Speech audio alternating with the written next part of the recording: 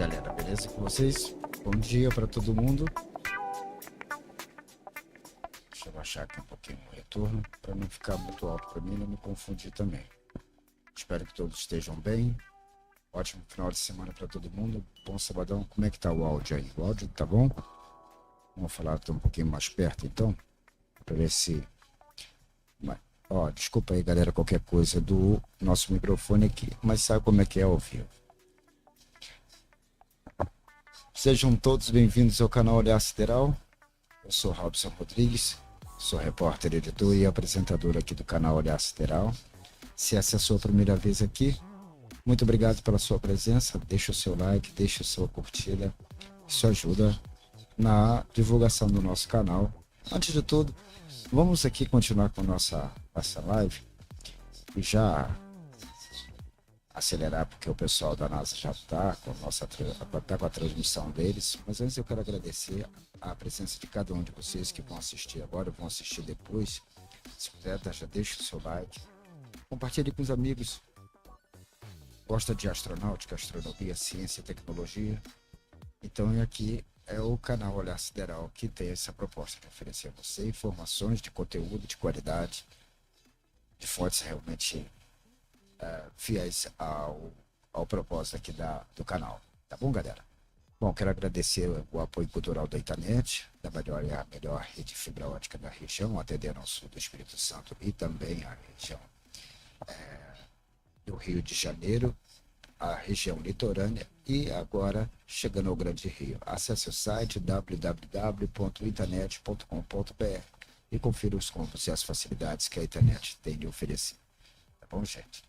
Quero agradecer também à Loja da Família, o apoio cultural. Acesse o site lojadafamilia.online, faça uma visita e conheça a loja com vários produtos de interesse para a galera toda e também da família. Valeu? Bom, gente, já vamos passar então para o próximo aqui. E já temos a imagem diretamente do KSC, do Kennedy Space Center, na Flórida. E hoje temos aí esse lançamento muito legal. Eu vou deixar diretamente aqui na página inicial e a gente vai comentando com vocês.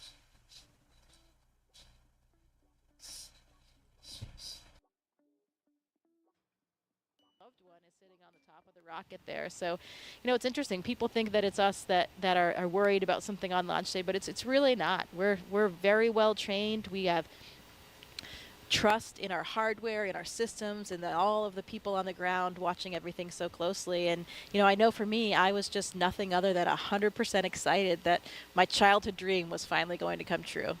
100%. Here they come. And I believe Anne McLean was in this group. Yeah, there she is by the phone. There's a telephone there on the corner, and that's one of the roles of the astronaut support person.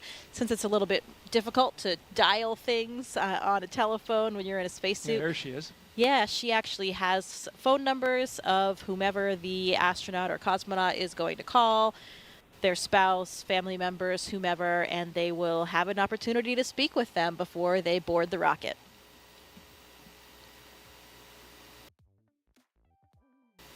You see the chevrons, of course, those lead to the slide wire baskets in the case of a launch pad emergency egress. If it white chevrons would lead the way, so they go opposite of the chevrons to go up, but they point on the way out to the slide wire baskets. And also note that you see the graded floor. In the case of emergency egress, there would be a lot of water coming down. The sprinkler systems would activate and be just a deluge of water, and that water needs to drain off. So to keep the floor from being slippery, all that water drains. Egress, there would be a lot of water coming down. The sprinkler systems would activate and be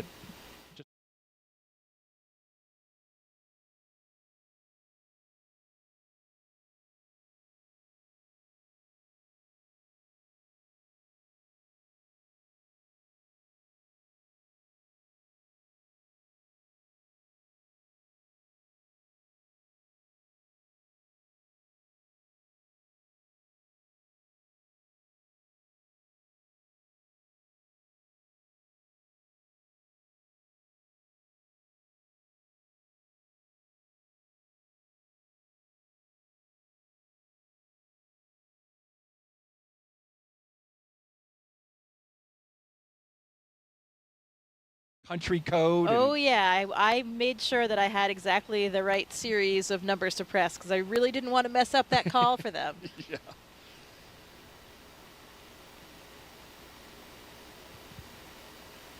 Is it? I mean, you must hear the phone call, right? You're standing right there. No, I mean, they will be talking. It's a little bit difficult for them because they have the helmet in and they're trying.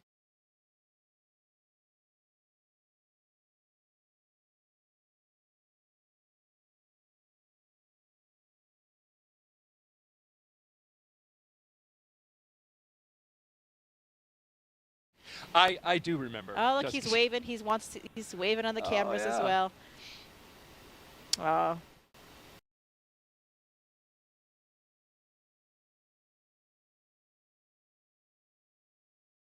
This is first time for an ESA astronaut to be in the pilot position in a Dragon. So Andreas making a little bit of history here on tonight's flight. Vemos aí, então eles entrando agora no embarque. Jasmine taking a look over the rail. That must be a sight out there. It is. It's beautiful.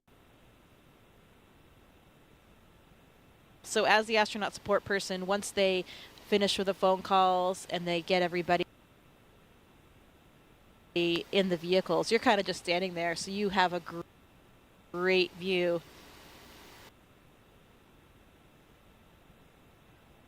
All right, there are two mission specialists, Konstantin Borisov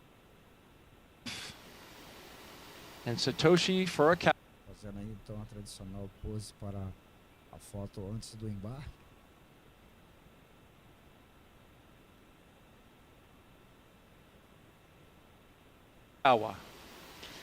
Taking it in.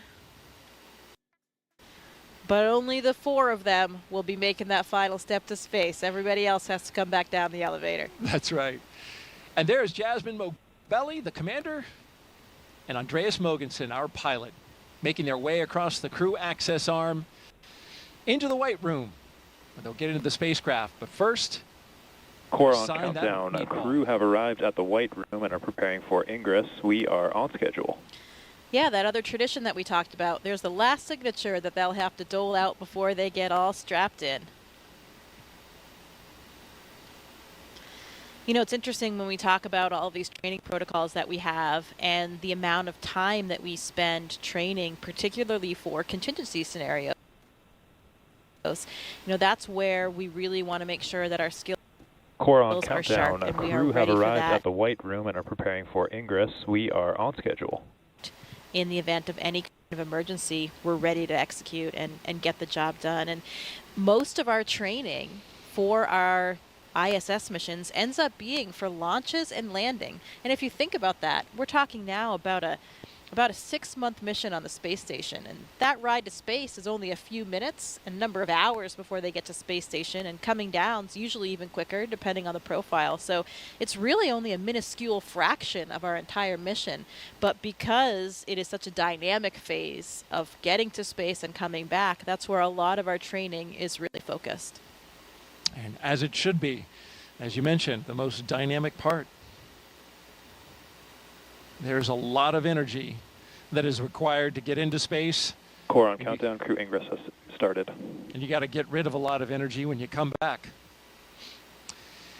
There go our pilot and commander carefully getting in. They don't want to mess up that seal, so you'll see him take a lot of time to crawl over that entryway, the side hatch.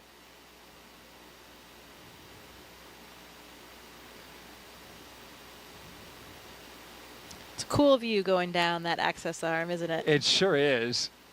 Again, I think that night sky helps with the dramatic scene we're creating here tonight. For sure, as we wait our 2 mission specialists to wrap up their phone calls, and then they'll be coming right down that crew access arm. We've been doing this for 3.5 years now, but that crew access arm still looks futuristic.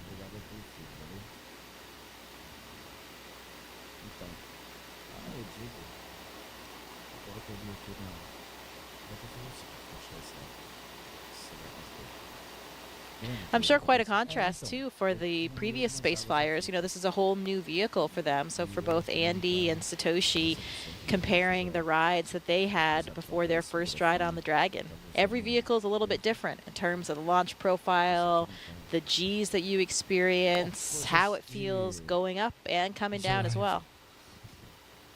Andy talked a little bit about that in a press conference, comparing Soyuz with Dragon. And you, of course, flew Soyuz up to the International Space Station. And I thought it was interesting. He mentioned that his flight time to space was something on the order of 56 hours, which is almost double what the Dragon takes to get there. A lot of that is orbital mechanics, obviously where you're launching from on the Earth to get up to the ISS. But you had a long ride up. Hours, a 2-day profile. That was more common in the past. Now, actually, it's more common to do either a 4-orbit or a 2-orbit profile, which means it's only about 6 hours. That's what I had, 6 hours to get to space, so much faster. Oh, wow. And that is more common now. And now we even have the 2-orbit. So Laurel O'Hara, her Soyuz will be flying the 2-orbit rendezvous. So that is only about 3 hours, and that happens very quickly. That was being tested about when I was up there. It was still being tested only on Progress vehicles. Now we're doing it with crew vehicles too. So that's the way to travel. Two orbits, 3 hours to get to space. Not bad. Can't complain about that. Eu não abaixo o som. Eu começo a falar e esqueço eu baixar o som da NASA, né? Então, de maneiras que se eu abaixar aqui, fica melhor para ouvir. Everything. Mas, we also have windows on the sides. I was in the left seat, so I had a window right next to me, to my left. But during launch, those are covered by a fairing. So you can't actually see anything when you're taking off here on the launch pad. From what I hear from other Dragon flyers, the view is spectacular of the launch pad area when they're lifting off. So those windows really come in handy. Já tô melhor, já, graças a Deus.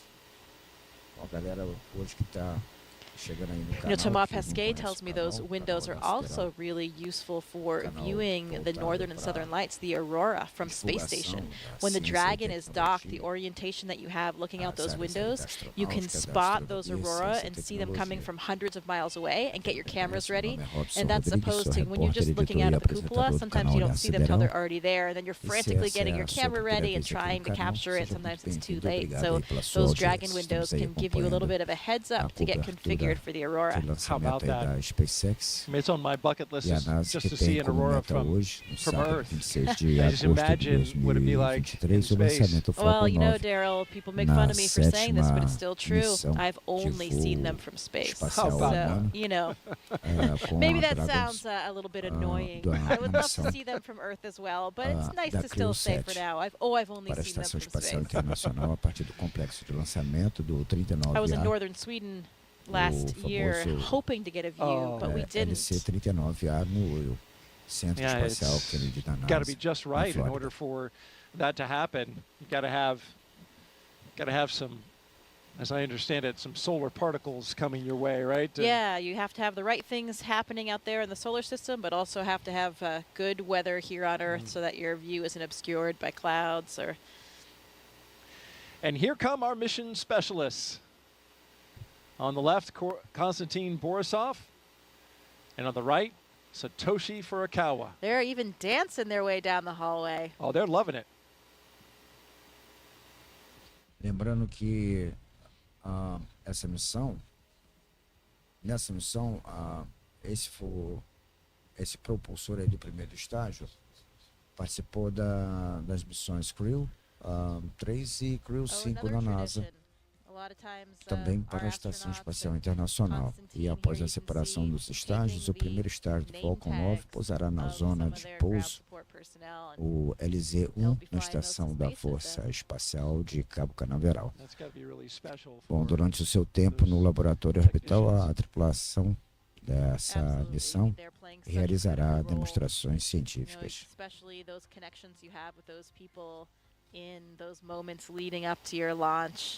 Really has an incredibly strong bond you have with those agora people.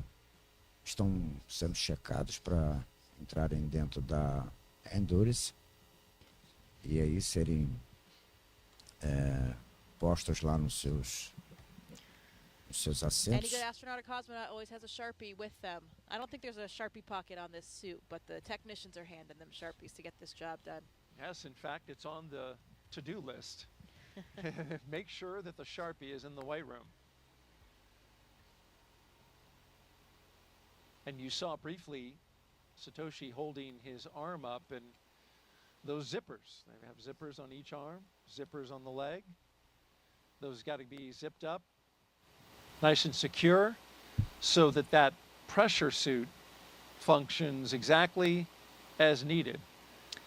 Yeah, there's actually 2 layers of zippers, and that's probably just the external one. So there's redundancy there. The main pressure is held by the lower set, the more internal set of zippers. De uma geração, e esses se apresentam assim mais confortável. Another critical component of the way we do Core on things now. countdown. Seat 1 and Seat 4 are beginning their ingress into Dragon. We are on schedule. You know, safety always comes first. We always have a lot of built-in redundancy to each system, including the spacesuits, to make sure that we can keep everyone on board safe.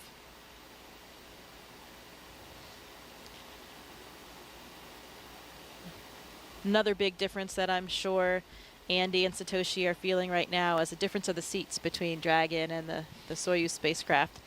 You know, you have a much more natural kind of sitting position in Dragon, a lot roomier for you to stretch your legs a little bit. You know, their heels will actually be kind of clipped in, not clipped, but there's a little runner there that you slide your heel in. It's a little notch in the boot. You slide that onto the boot plate to help secure your feet for the launch and landing process. Outra notícia interessante que você nos traz aqui no canal. Mas, trazendo a informação do Tenente Coronel Felipe Nora, do canal Na Hora da Guerra, qual aí a gente deixa aí nosso respeito e admiração ao trabalho dele, né, como divulgador, primeiro como profissional da área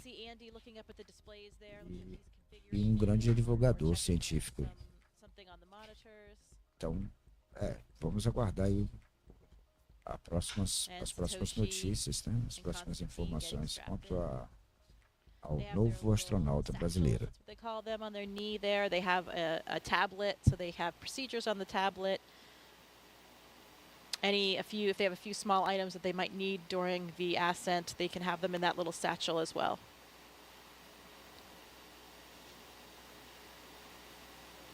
If you're just joining us, you're watching live coverage of NASA's SpaceX's mission known as CREW-7. Good morning to you. It's 12:48 Eastern Time here in Florida. And we're showing you live coverage here at the Kennedy Space Center. I'm NASA's Daryl Nail, joined by NASA astronaut Jessica Meir, giving us some great insight tonight. If you'd like to ask a question of Jessica, just jump on our social media channels, Facebook, X, and YouTube. Put in the hashtag AskNASA that you can see at the bottom of your screen, and we'll get that question on the air.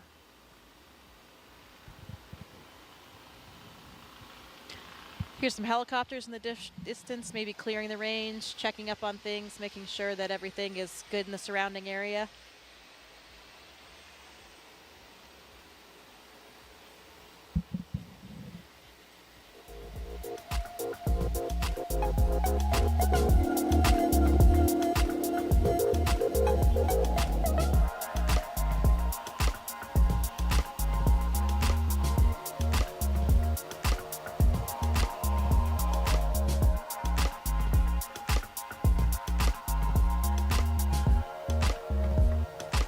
Ninja in there making those final configuration checks, making sure the crew is strapped in correctly to be safe and comfortable.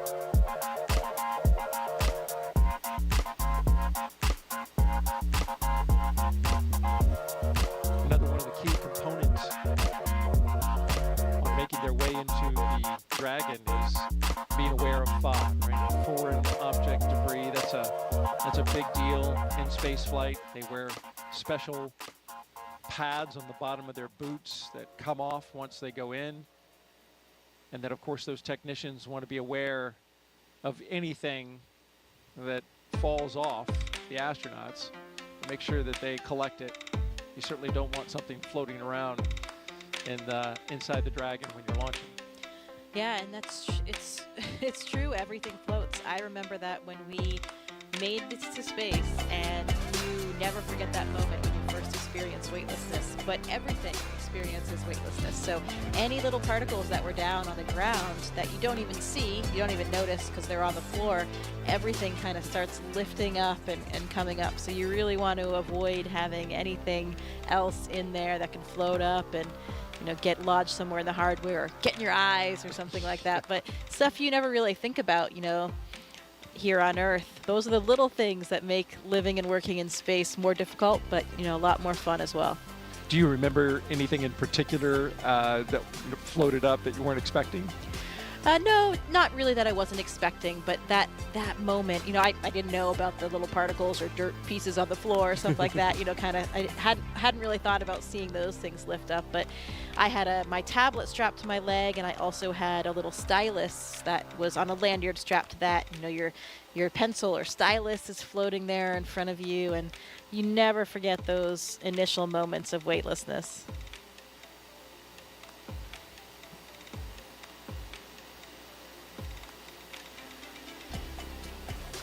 Pretty dramatic when you have that last engine cut off and suddenly you're in weightlessness and it's prolonged. Almost everybody has been on a parabolic flight at least before their mission. So you've had some periods of weightlessness, but those are usually only about 30-35 seconds. So you don't have that prolonged feeling. It's totally different. I felt like a bat hanging upside down and because the blood is all rushing to your head. Yeah. Because of course gravity is not pulling it down to your feet like it's doing for us sitting down here on Earth.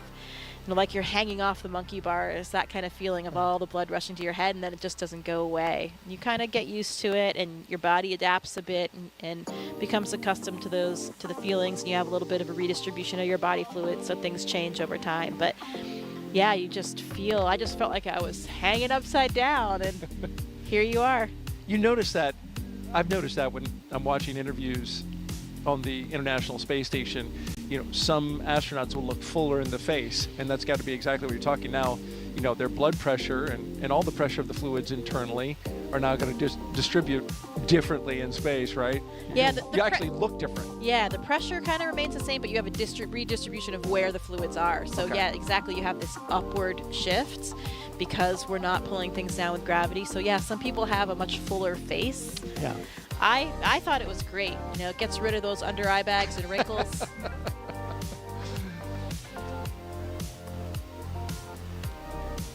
Very flattering, microgravity. Okay. I remember what you did on International Women's Day. You wore a dress. I did. Pretty sure that was the first dress in space. I think it was. And that clip really stands out online. Well, I think it's important, to represent everybody. Yeah. And I think that's what's so nice about the makeup of our office and of the partner agencies now is that you do have so much diversity in the office.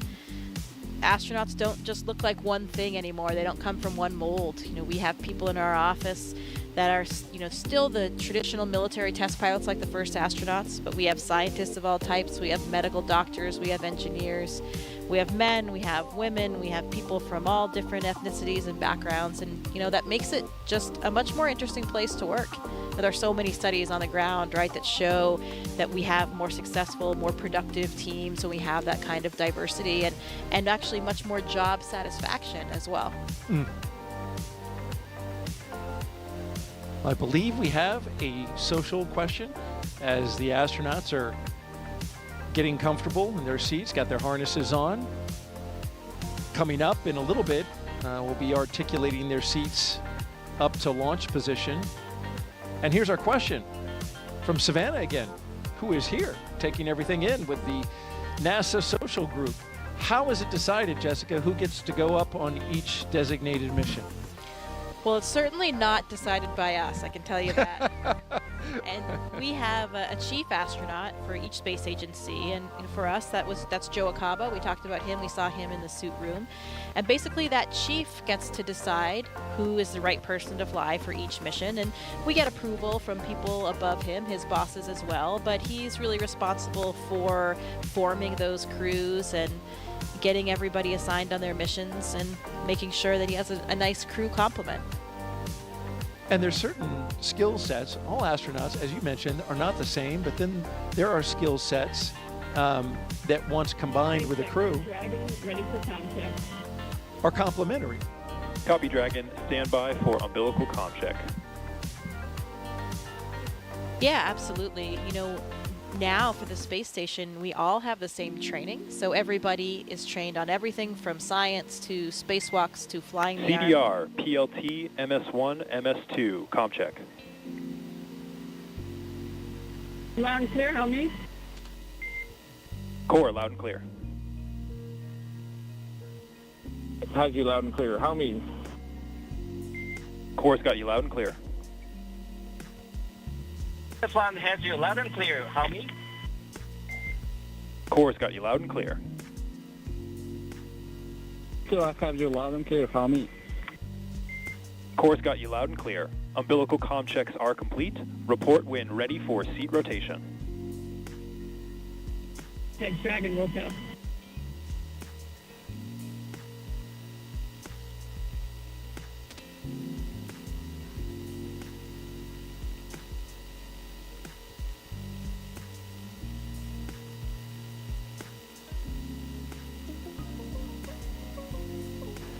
So we just got good comm checks with each of the crew members aboard CREW-7. Going from left to right, we have Konstantin Borisov, SpaceX Dragon, ready for seat rotation. Andreas Mogensen, Copy, Dragon. We will report when initiating. Okay. Jasmine Mobelli, and Satoshi Furukawa.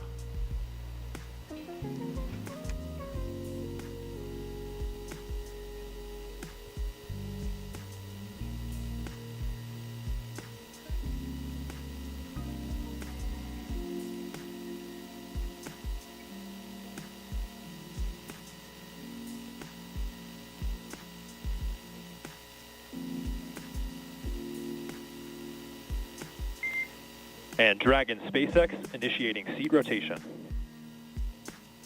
Copy.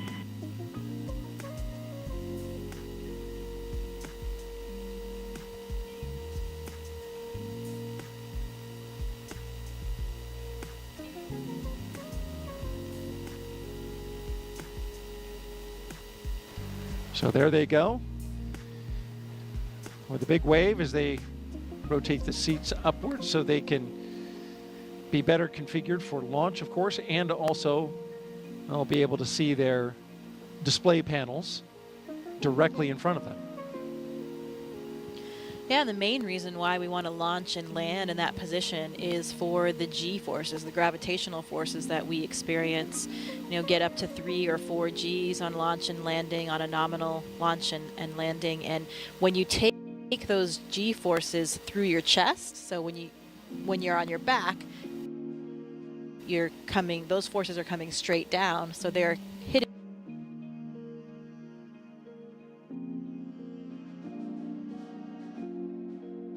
hitting through your chest. That's much easier to deal with than SpaceX Dragon copies, proceeding to Section 2, suit lead check preparation. So yeah, if you're a pilot and you have those G-forces that you're experiencing while sitting up, the blood can drain from your head, and that's why you can get dizzy or lose consciousness, and you have a G-suit on, or maybe you do different maneuvers to help counter that. So it's much easier on the human body to take those G-forces through your chest. And we train in centrifuges as well so that we become accustomed to what those G-forces are, how they feel, and make sure that you can still feel comfortable, function with what you have to do. For me, for the Soyuz training, we did a lot of that in Star City with the centrifuge.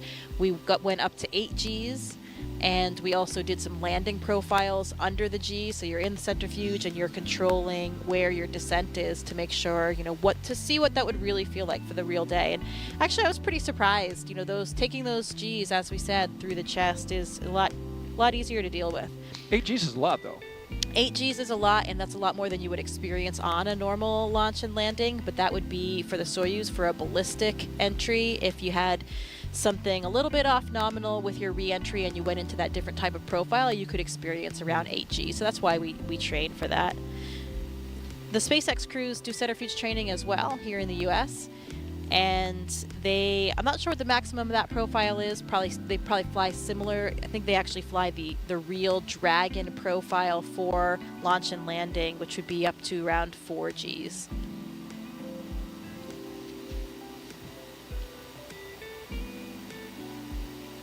We're getting great stuff from NASA astronaut Jessica Meir as we count down to liftoff of CREW-7. Now just T-minus 2 hours and 25 minutes and counting. But hey, you don't have to be an astronaut to share in this experience, folks. Take a look now as our CREW-5 astronauts explain how you can get your virtual guest passport and be part of the excitement. Did you know there's been over 1 million registrations in NASA's virtual guest program since May 2020?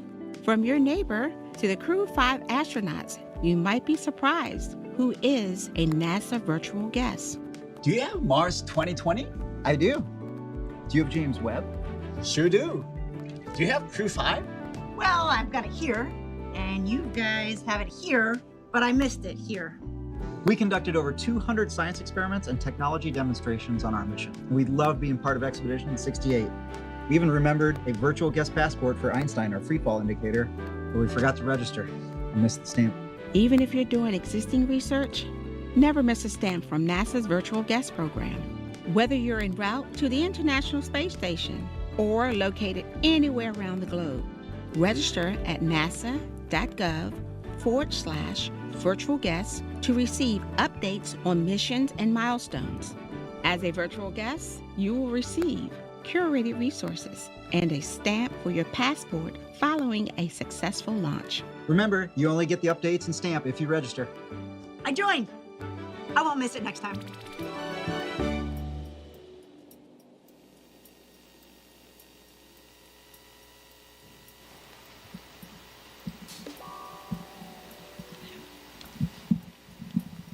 If you missed the QR code, you can jot this website down.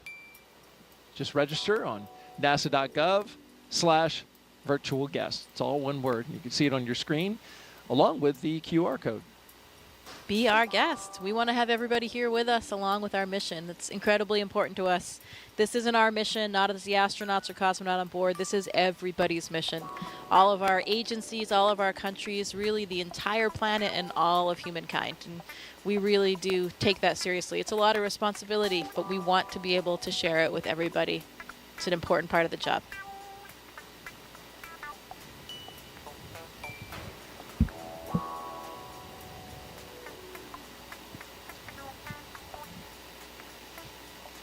Good view of their boots there. It's the second iteration of the boots, I believe, or maybe even third. The early Demo 2 and earlier missions had a different style boot. Yes, Andreas Mogenson's knees and boots are prominent in this particular shot. And once they test again, the pressure suits, we'll see those inflate, and the crew members will kind of get a little bit of a zombie look to them. Arms will come up a little bit because, yeah, when your suit's pressurized, it's going to make you look a little inflated. Yeah, and working against that pressure, it's kind of like squeezing an exercise ball. All of your motions are a little bit more difficult to accomplish in that pressurized state. But of course, that pressurized state is really only there to protect us. If for some reason we had a depressurization in the capsule at any time during the space flight, those suits would inflate and they would protect us, still provide us with the air that we need to breathe, and protect all of the systems of our body. So that's why we wear them. Nominally, during the mission, you would never have it inflated at all, just during these pressure checks to make sure that it works. You would never wear this suit outside of the Dragon. This is just in case, something breaks the hull or somehow you lose your atmosphere inside the Dragon. Right, absolutely, that's correct. So the spacesuit that we wear to do spacewalks on the space station, the extravehicular mobility unit, or the EMU, much different than these suits. Dragon, we copy and concur 4 good suit leak checks. Closeout team will be performing its final closeout steps. You are go to proceed to section 4 and report when ready to close the side hatch. Section Dragon, also proceeding with section 4 side hatch closure. Good news, 4 good checks. You can hear Jasmine speaking to the ground and getting ready for those next steps.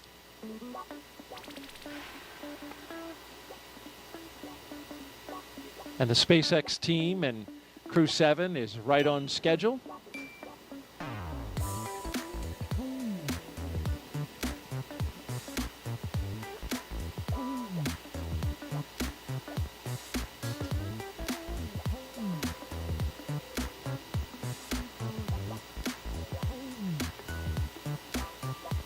We got a split view now. On the left, you're looking inside the Dragon spacecraft, CREW-7, and on the outside, technicians working to inspect the seal, both on the inside of Dragon and on the outside, before they close that side hatch.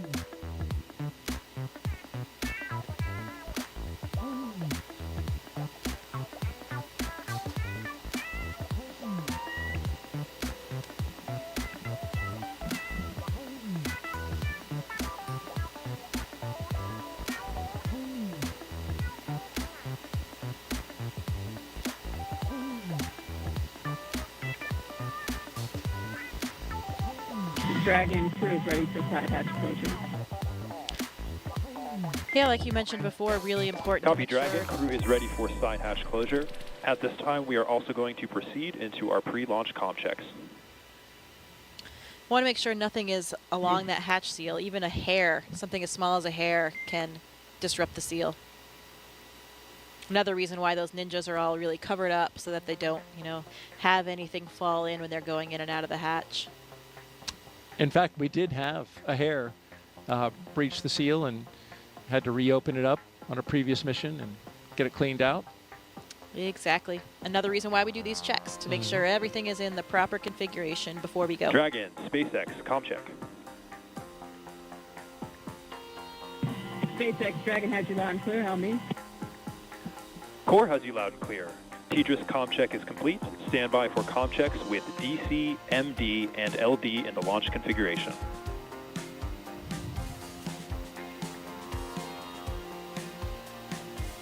Dragon DC on countdown 1, comm check.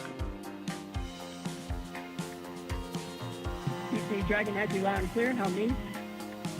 DC loud and clear. Stand by for comm checks with MD. Dragon, MD on countdown 1, comm check.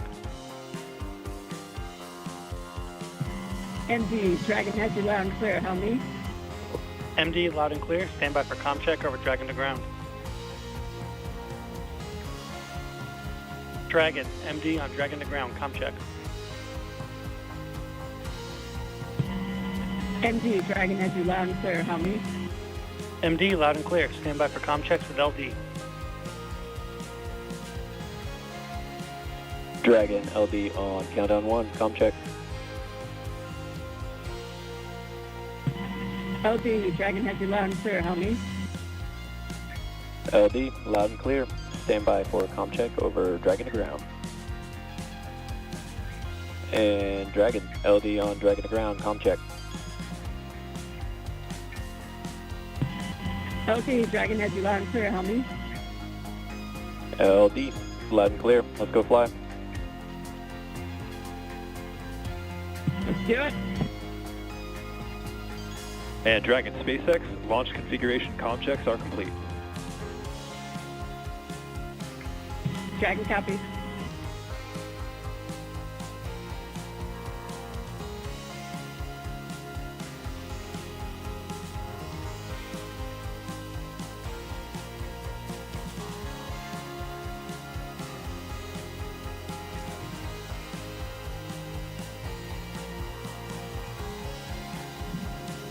So we just had the communication checks across the ground stations and the TDRS satellite network. You need a lot of ways to be able to communicate with a spacecraft when it's accelerating at a high rate of speed going up to space, and then of course once it's in orbit.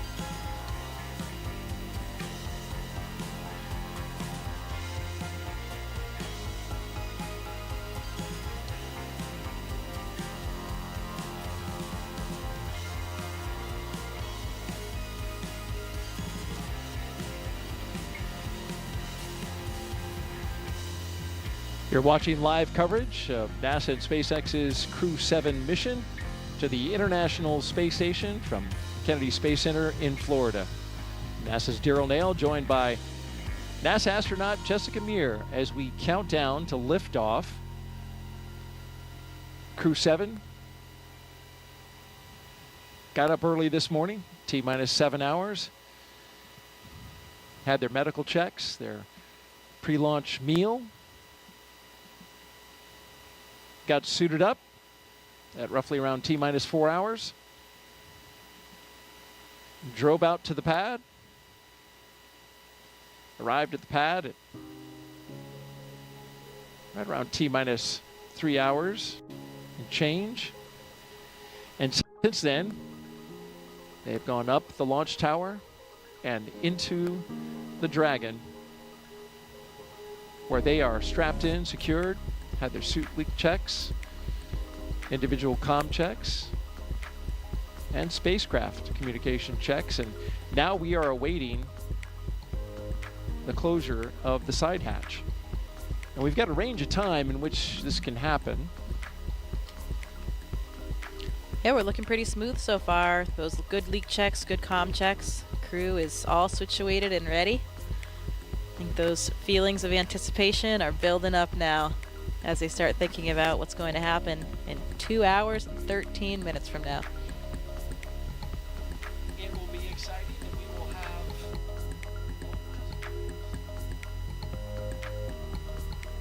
It certainly will be exciting, and we'll have all the best views as they go into space. If you're just joining us, you're watching live coverage of SpaceX and NASA's CREW-7 mission to the International Space Station from here at the Kennedy Space Center in Florida. We have beautiful weather for launch. We are 95% go. It doesn't get any better than that, Jessica. Wow, I don't think I've heard a number that high for a while, yeah. Sounds great. The 45th Space Wing started going to increments of 5 percentage points. They used to do just 10, but then they changed it to 5. Now the best you can get, it used to be 90%. Now it's 95%. All right. Can't ever get 100 though. It just has to be, 95. Well, we've got a lot of overachievers on board. That's probably difficult for a lot of people in our office not to get that 100%.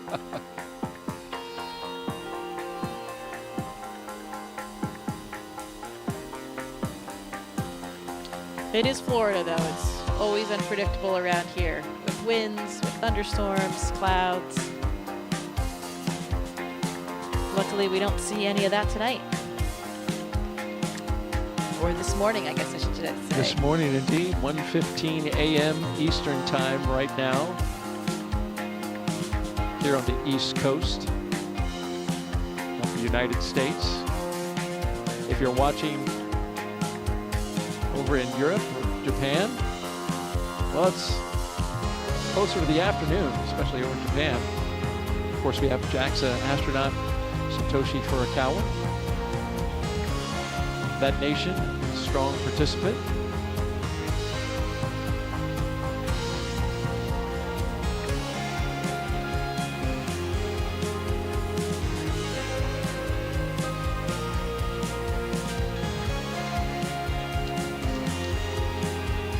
"7:16 a.m. in Copenhagen," so Andy's fans are probably waking up. What a great way to start their day over there in Denmark. Great start to a weekend on a Saturday morning. Absolutely. Wake up, have a cup of coffee, and watch your countrymen go to space. And once Andy, speaking of Andy, once he arrives at space station, he'll be able to take over as commander of the International Space Station. That's quite a responsibility. Yeah, it absolutely is. It's a nice experience to be able to have some different representation in those roles. You know, he's not the commander of this vehicle, but he'll be the commander on board the ISS, and each of those carries a lot of different responsibilities. And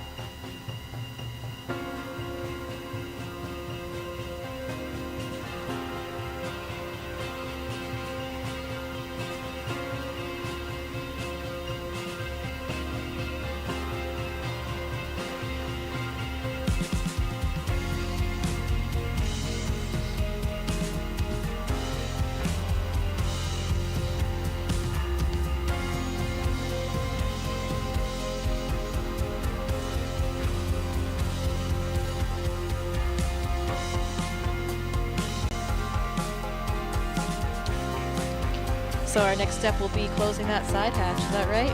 Waiting for that move? Yeah, that's right.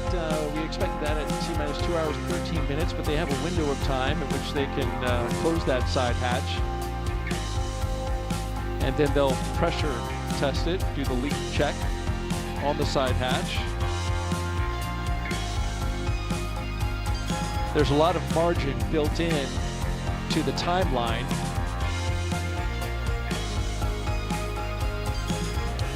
So that in case they have something come up, they have time to work it. We've seen that happen on a few missions prior.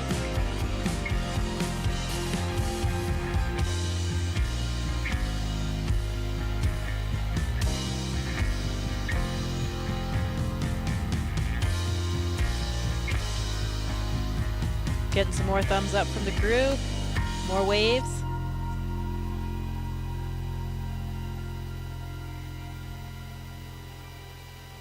And Dragon SpaceX, the closeout team is taking its final steps in preparation for side hatch closure. Stand by for transition to pad hatch closed. Ensure that all items are secure from now through launch. SpaceX Dragon copies. All items are secure.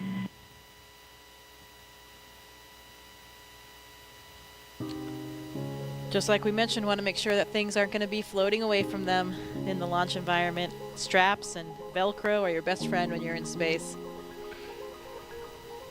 I've always likened that call to the stow your tray table and put your seat upright, you know?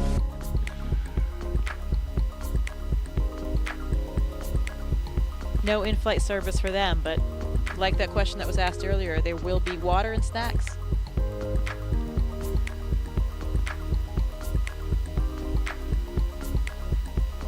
And as we await side hatch closure, if you've got a question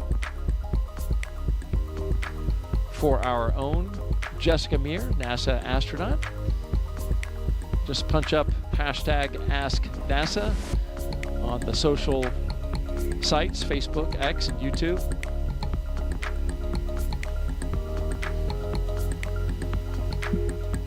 Jessica's doing a great job answering those questions and sharing her experience. She went to space. Here's a question at Spacecraft 2-7. What is the main purpose of CREW-7's mission to the space station? The main purpose of CREW-7's mission is to support the International Space Station in all of its science and operations during their stay there. So what does that mean? Now that we are at assembly complete for the space station, which we reached back many years ago, 2011, I believe it was, assembly complete, we have much more time for doing what we call utilization. So any type of scientific experiment or something that is flying as a hardware demonstration, those are our most important objectives. That's science that we are getting done. Of course, you have to do maintenance as well. You need to fix the toilet, change the light bulbs. We don't have those plumbers or electricians coming up to help us out, so we have to be able to do all the work ourselves. We do spacewalks. We have to do certain repairs outside the space station. All of those things are part of a nominal mission. Visiting vehicles will be coming to the space station with all of the cargo on board. We'll have to fly the robotic arm, capture those, and unload them. And we could talk a little bit about the science as well. There are some interesting experiments that are on board with this crew. One of them is the crew themselves. We have a big physiology study called CIPHER. I think we're going to hear more about that later in the broadcast from some of the scientists involved, but that's a comprehensive physiological suite. It's about 14 different studies that are really targeted at comparing and contrasting different. Confirmando para você o horário. O horário de lançamento está marcado para as 3 horas e 27 minutos, horário da costa leste, nos Estados Unidos. 2 horas e 27 minutos, horário de Brasília.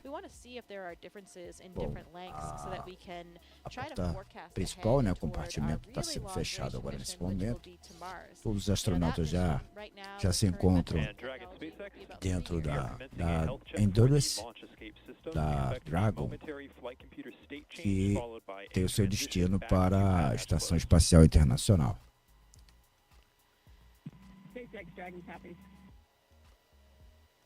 So when you go to Mars, it takes about 6 to 9 months to get there, 6 to 9 months to get back. You want to spend a good amount of time there on the surface as well to make it worthwhile. A SpaceX tem como objetivo hoje, sábado 26 de agosto de 2023, o lançamento do Falcon 9 na 7ª missão operacional de voo espacial humano do Dragon na missão CREW-7 para a Estação Espacial Internacional, a partir do complexo de lançamento 39A, o famoso LCE-39A, no Centro Espacial Kennedy da NASA, na Flórida.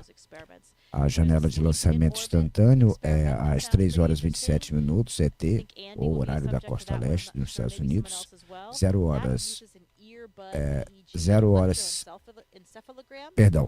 horas UTC, 7 horas e 27 minutos UTC, e com a oportunidade de backup disponível para o domingo, dia 27 de agosto, às 3 horas e 4 minutos, também horário da costa leste.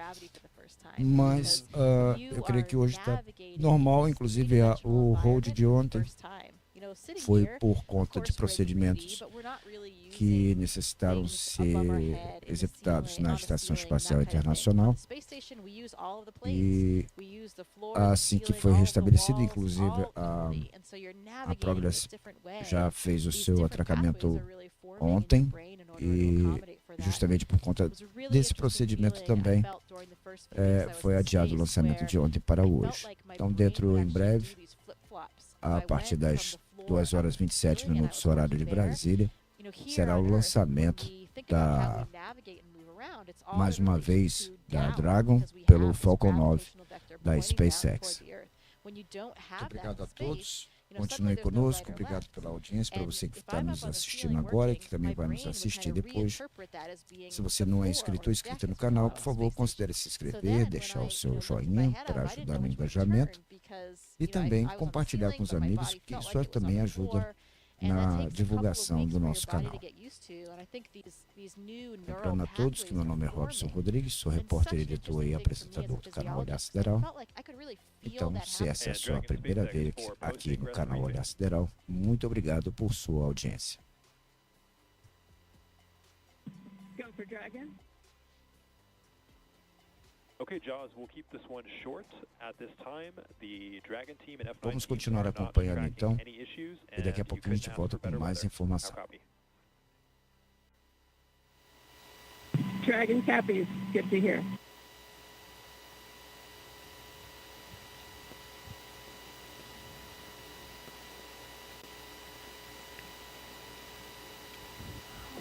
So you feel that up in space. You feel the difference of how your brain has this remarkable plasticity. Your brain can adapt in this new way. And after a couple weeks, I didn't feel that anymore. You're saying you actually felt? Yeah, you could sort of feel this flip-flop. It's a strange thing to kind of describe, but you could sense it almost. And then a few weeks later, that feeling was gone, and I was, more effortless in terms of navigating around the space station. You become really graceful in your movements. Just the tip of a finger can push you off toward one direction. So it's really interesting to see how the brain and the body are so moldable and adaptable and ready to just take on whatever new environment it comes across. Wow. And that cipher study that you mentioned, that dual components there, right? Not only physical, but also psychological. Yes. That's exactly what you're talking about. Yeah, absolutely. Both of those factors are involved in that study, so should be pretty comprehensive and give us a lot of data that will be really critical toward those future missions. We'll learn more about that study coming up in our show inside of T-minus 1 hour. So stay tuned for that. In the meantime, we are 2 hours out. You're watching coverage of NASA and SpaceX's CREW-7 mission to the International Space Station from the Kennedy Space Center in Florida. We're looking down at the Dragon and the Falcon 9 rocket out at pad 39A.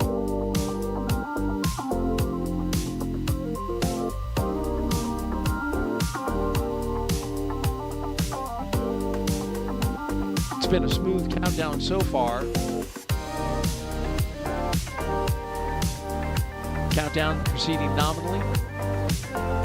Onboard Dragon spacecraft endurance. We've heard the communication checks between the Dragon team and the crew. We saw the astronaut seats. They were also rotated into flight position. We got the suit leak checks successfully completed. The closeout lead verified the cabin environments were good. We got the side hatch closed.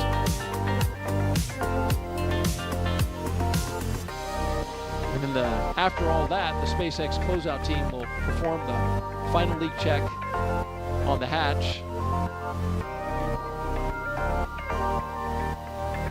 Closeout team will actually depart the pad at T-minus 1 hour, and you are the ASP, the astronaut support person for CREW-2. You're still there, right? Yeah, is the ASP still there, or have they departed? You leave with the closeout team. Okay. Yeah, nobody remains on the pad for the launch. That would be bad. Well, absolutely. I was wondering if they had already left, but it is. Right now they're still there. Yeah, that's right. So Anne is still there, probably hanging out somewhere around that phone area, and then she will leave with the closeout team. Anne McLean, she's talking about, spaceflight veteran, NASA astronaut. And there she is. There she is, yeah.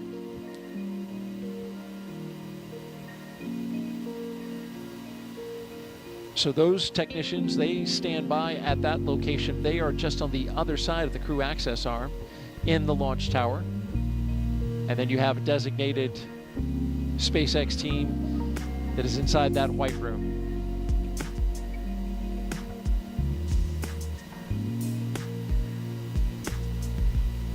And as they continue to check that side hatch,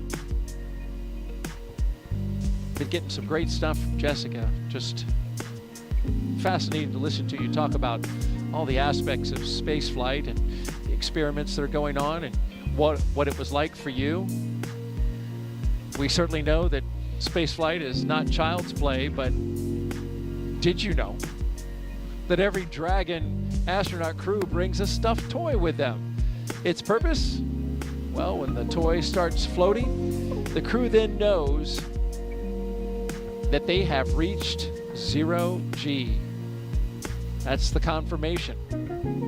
And there's been a few of these over the years. Of course, as we've done our missions, that toy is called a 0G indicator, and there's been 8 on Dragon so far. Starting with this little guy, Plush Earth, floating around by himself in the first uncrewed flight test in 2019 called And Demo 1. That was Anne McLean again. And it was, once she was on space station. This is a sequined bedazzled dinosaur named Tremor, picked out by Bob and Doug's sons. Then we go to CREW-1, Baby Yoda. The first stuffed animal, there's a penguin, Gwyn, the penguin, with CREW-2. And then CREW-3, the turtle. Classmates Raja Chari and Kayla Barron, of course. And then you see the first humanoid. That was the Einstein doll floating around. There he is, we spot shadowed him. And then here, inside the International Space Station, there's Suhail, the mascot for the United Arab Emirates. So the question is, Jessica, what did CREW-7 bring? You know, I do know what they have, but I'm not sure if we're supposed to reveal it quite yet. We're going to wait for the view. Let's wait for the view. Let's wait. When we get it Dragon, in the view. SpaceX, nominal side hatch leak check. I can't tell you about mine. On Soyuz, we have this tradition as well. Dragon, copy, nominal side hatch leak check. Good call there, though, on the side hatch leak check. That's good. My commander brought, it was a small stuffed unicorn. I think it was from his daughter. So that was what we had to demonstrate microgravity for us. And really for everybody watching, because that's, you're still strapped in during all those moments. So it's difficult to tell if there's any weightlessness yet or any relative motion. But that's why you have the microgravity, the zero gravity indicator. Not truly zero gravity, so it's a microgravity indicator, I'd say. Or even sometimes called a 1G indicator, because you can see when you're back in 1G when you're landing as well. So you use it on the way down? I think so. I'm not sure if the Dragon they still have in the capsule on the way down, if it's secured or not.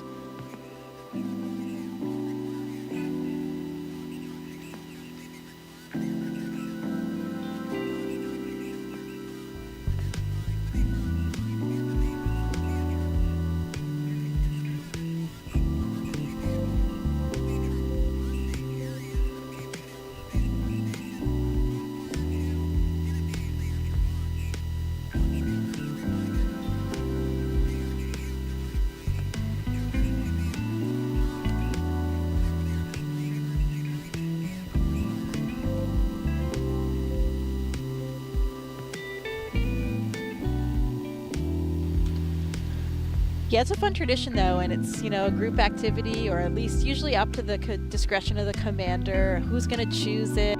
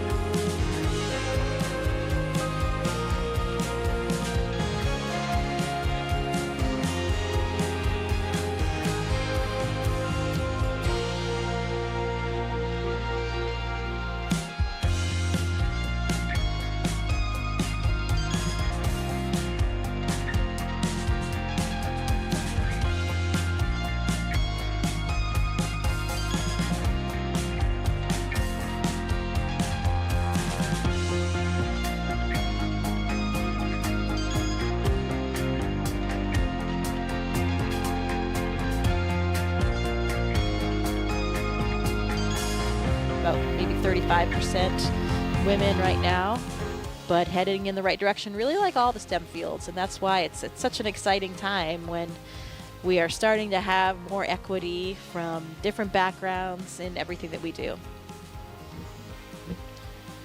As we look at the launch pad there, pad 39A here at the Kennedy Space Center, the Falcon 9 rocket,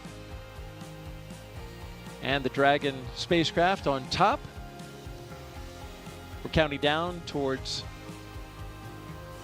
the next few milestones, and we're waiting for the closeout team to leave the White Room and then eventually drive away. That'll be at T-minus 1 hour and 44 minutes, and then a few minutes after that, they'll drive away from the tower. There you see them by the elevators, wrapping up their work on the launch tower, and of course taking a lot of that equipment with them that was being used to cool off the astronauts. And so while they finish their work, let's learn more about what the astronauts are going to do once they arrive at the International Space Station. Let's take a look at their mission overview.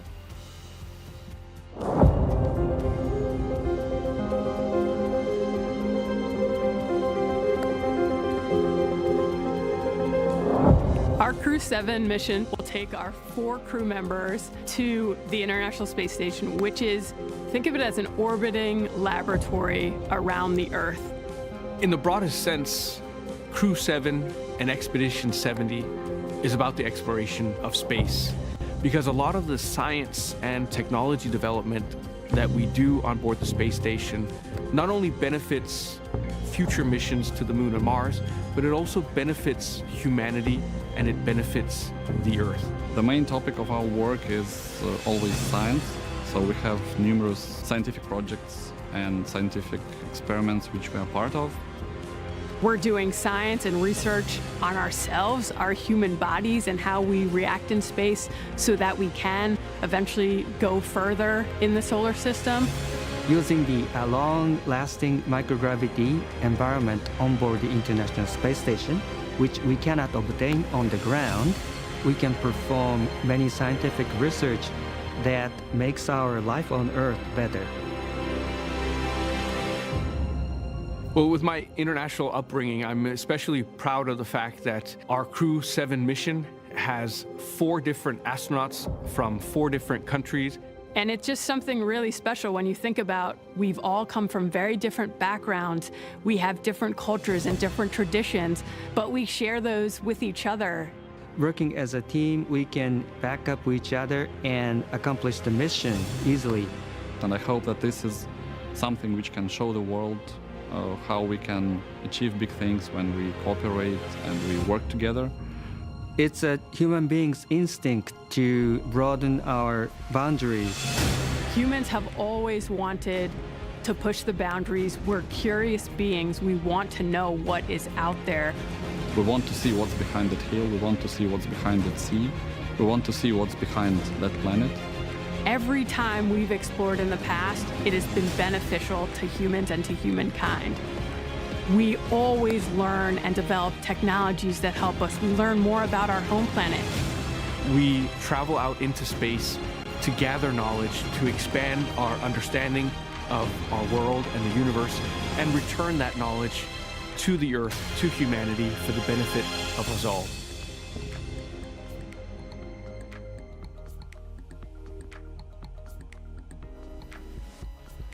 Welcome to the International Space Station Flight Control Room at NASA's Johnson Space Center in Houston, Texas, where teams work around the clock to monitor work and life aboard the orbital laboratory. Mission Control Houston is essentially the nerve center for operating the International Space Station, working in tandem with our partner agencies and providers around the globe. Together, we've ensured the station is ready to welcome CREW-7. Leading the team inside the room right now is Flight Director Chris Dobbins. He will lead the joint NASA-SpaceX Go, No-Go polls once we're in integrated operations with mission controls here in Houston and SpaceX in Hawthorne, working together to bring CREW-7 to its new home in space. Like many launches to the International Space Station, today's launch has an instantaneous launch window, meaning the crew must launch at exactly 3:27 a.m. Eastern Time to line up with this space station. Launching at that time puts us in an orbit where Dragon's thrusters, which don't have the same power as Falcon 9, can carry CREW-7 the rest of the way to the space station. When CREW-7 arrives at the space station, they will no longer be referred to as CREW-7, but rather as Expedition 69 flight engineers. They'll be declared Expedition 70 once the Soyuz MS-23 departs in a few weeks with NASA's Frank Rubio on board. He will land September 27th with the longest single spaceflight by a U.S. astronaut with 371 days in space. Once on board, CREW-7 will conduct a direct handover with CREW-6, and CREW-6 will remain on board the station until their scheduled undocking day. A direct handover also helps ensure a continuous U.S. presence on the space station, a record approaching 23 years in duration. After docking and hatch opening on Saturday, CREW-6 will give CREW-7 a safety briefing and orientation, which might be particularly helpful for the first time space flyers on this flight, NASA's Jasmine McBelly and Roscosmos cosmonaut Konstantin Borisov. As the station is first and foremost a laboratory, the crew will jump right into conducting experiments with new research still to be delivered on upcoming cargo flights. For now, we'll send it back to you, Daryl. All right, thank you very much, Courtney. Back here at the Kennedy Space Center in Florida, looking at pad 39A. The rocket and the spacecraft that will go to that destination that Courtney just gave us an update on, the International Space Station, which of course is flown from Mission Control in Houston. Give you an update on what's happening out the pad. We've got the crew inside the Dragon spacecraft. They are buckled in, plugged in, ready to go, had their comm checks completed. And right now, the closeout crew is making their way, finishing up their work and making their way out of the launch tower. Dragon SpaceX closeout team has departed the crew arm. So that means they're out of the crew arm. You can see them going down the steps to the elevators and then back down to their vehicles to clear out of the blast danger area. There you see their vehicles awaiting them, the 3 Teslas that took the astronauts to the launch pad. They will take the closeout crew out of the perimeter of the launch area, and they will stand by at an area a good distance away from the launch pad. We're 1 hour and 41 minutes and counting until liftoff, and as we look at the pad and think about traveling to the International Space Station, we talked about the crew and how they'll be performing many groundbreaking science experiments. Let's take a closer look now at some of that science they'll be doing. The International Space Station is a state-of-the-art microgravity laboratory that is unlocking discoveries not possible on Earth and helping us push farther into deep space. Every single day, we are answering big questions about Earth and about space, about where we came from and about where we're going. But the other thing that we're doing is we're learning more questions to ask. Microgravity turns almost everything we know upside down. Liquids behave completely differently. Fire burns in new ways. Biological systems reveal surprises. There's a few things that have made me gasp out loud up on board Space Station. Watching heart cells actually beat has been a pretty big one. We're studying ways to grow food in microgravity. I got to tell you, these are pretty amazing. We're learning how human bodies react to life in space and how to keep crew members safe and strong on long-duration exploration missions. Deadlifts are awesome on Earth. They're also awesome in zero gravity. We're testing technologies that will be critical to our return to the moon and great leap to Mars. Our research has contributed to medical and social benefits on our home planet, allowing us to find new ways to combat disease back on Earth and develop technologies to deliver clean water to remote communities in need. The spectacular vantage point of more than 200 miles above our planet supports our monitoring of Earth's climate, natural disasters, and plant life. The orbital perspective that we have here on the ISS is just absolutely amazing. Earth is gorgeous.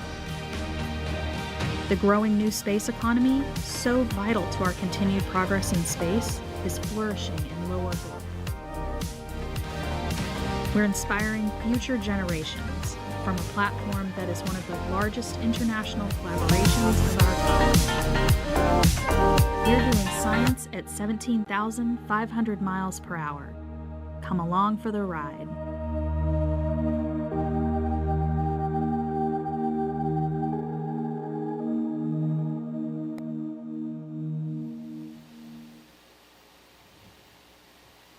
A great overview of some of the science being done on board. And Jessica, you've looked into this mission, of course, as an astronaut with the Astronaut Corps and a scientist yourself.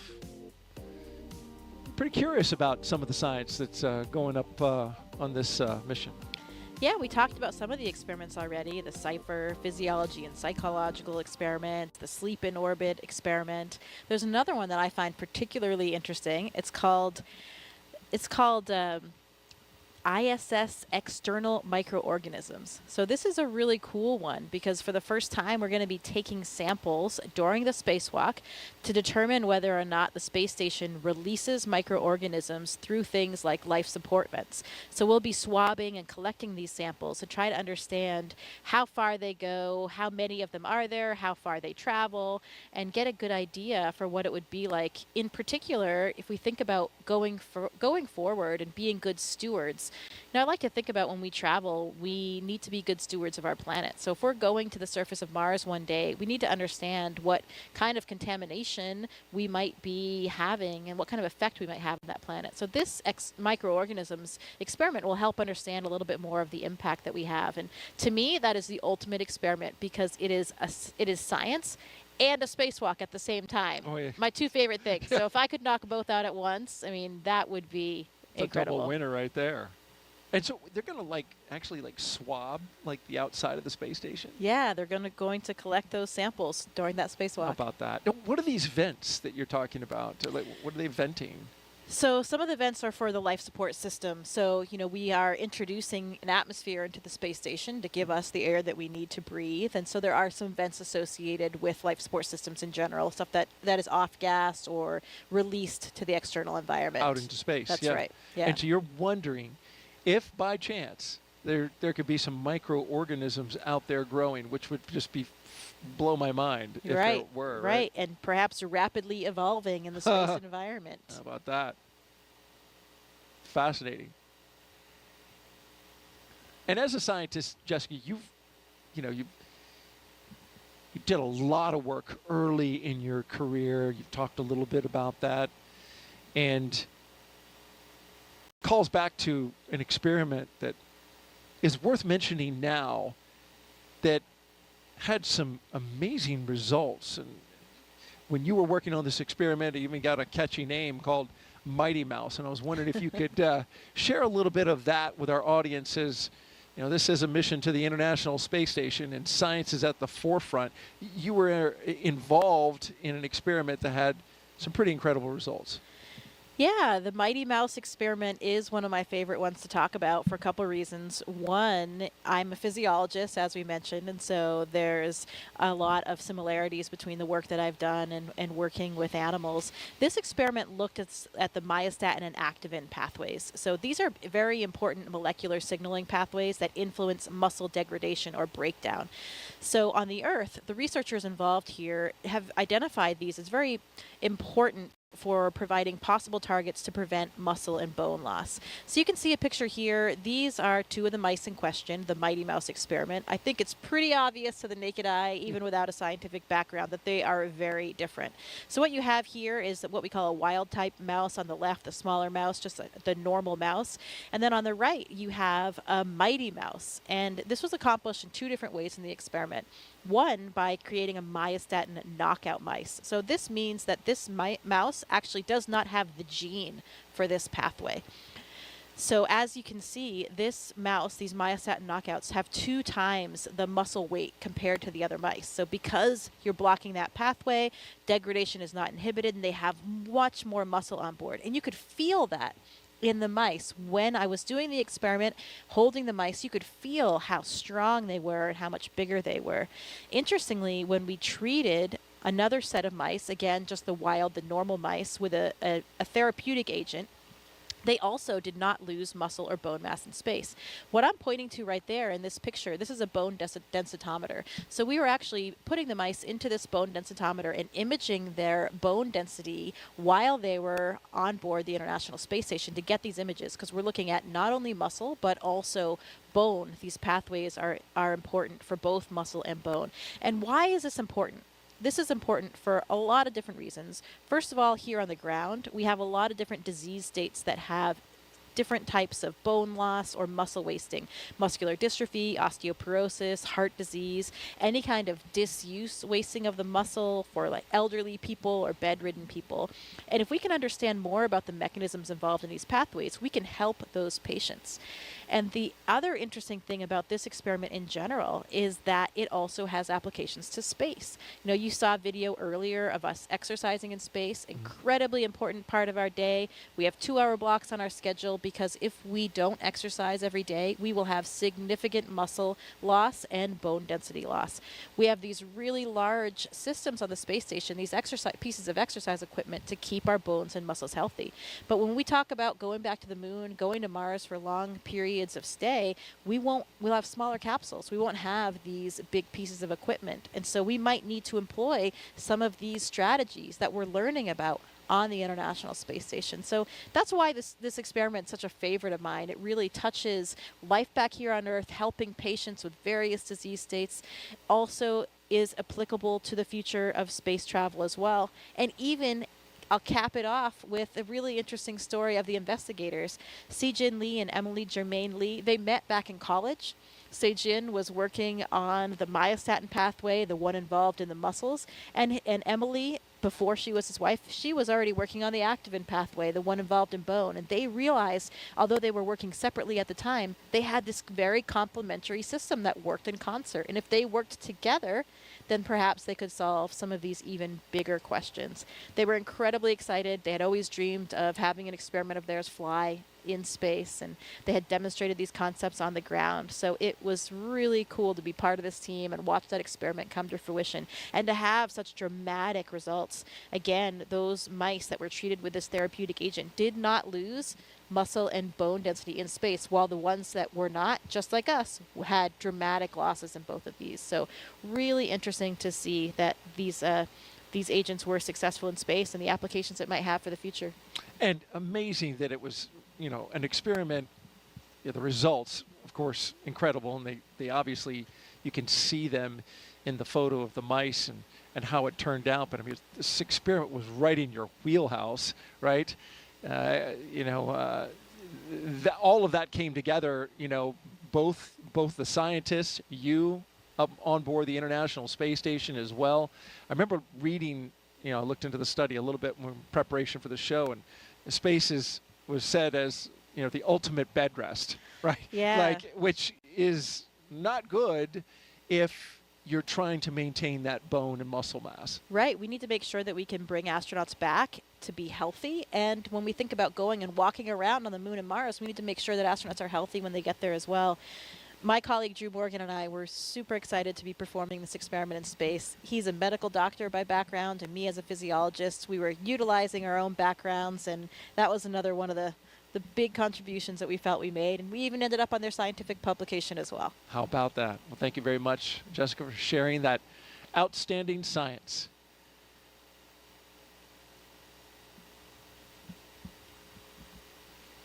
T-minus 1 hour and 30 minutes and counting. We're awaiting the launch escape health check.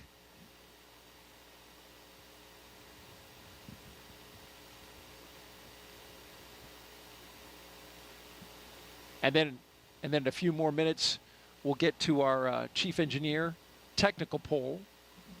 We won't hear that over the loops, but marching slowly to the T-minus 1 hour mark. And activity will really start picking up. Until then, let's take a social question. I've been getting them all night. Keep them coming in. Hashtag Ask NASA. Here we have at Indiana Jonas. Do you have a favorite item, Jessica, that you brought with you to space? Yeah, I think we'll actually have a chance coming up here to show some of the items of things that I brought to space. So I won't spoil the surprise quite yet of everything. But, you know, a lot of times astronauts will bring pictures of loved ones, whether it's a physical picture or just something that we can bring up, sent up on a computer or an iPad. And we like to bring things that represent our different backgrounds, for representing universities we went to, clubs that we belonged in. Because, you know, We've talked about it a little bit already, but you know, this is not just our mission. This is really for everybody, and we want to carry that enthusiasm and that excitement with everybody to show them that they are a part of it. So there are so many things. You wish you could bring more because our capacity is very limited, but you know, we have to think long and hard about which items we'll bring up with us. Well, let's talk about that flight kit a little bit more. Each CREW-7 astronaut is allowed to bring a few personal items with them for their roughly 6-month stay in space. And we're holding your item as a surprise. Let's take that crew shot and we'll talk about what they're bringing up. You see all the way to the left, Konstantin Borisov. He's bringing up his son's first toy. Going left to right, next is Andreas Mogensen. He picked the zero-G indicator along with his children, and he kept it a surprise. And so we're waiting to see that. We're going to see it float in space. We'll learn more about that in a bit. And then to his right is, of course, the commander, Jasmine Mogbelli. She brought 2 dragon stuffed animals, one for each of her twin girls, and she's going to show them floating around in space to her girls. So we can take a little video, send that to them. It's a touching thing to do for your young kids. And then all the way on the right, Satoshi. He's bringing photos of his family and friends and photos of current students at the school he graduated from. Yeah, we take a lot of pictures of these items floating around the space station, usually in front of in the cupola, so you've got the Earth in the background. And actually, it's difficult to get some of these photos sometimes. You get a little air and some ventilation, an object gets caught in the ventilation. It's not floating exactly, just staying still where you want it. The light changes all the time in the cupola, so you have to kind of master out this system to get proficient at it, to take these pictures, because it can take quite a bit of time. But it's so important and so meaningful for the people back on the ground that we do our best to capture as many of them for the loved ones that we have and for everyone down there, because it really does mean so much to everybody. Wouldn't it be better to have video rather than a picture of something floating around? Yeah, we do video too. Okay. But you're right. You're right. A lot of times it's just a still image that we have, but depends what you want to use it for.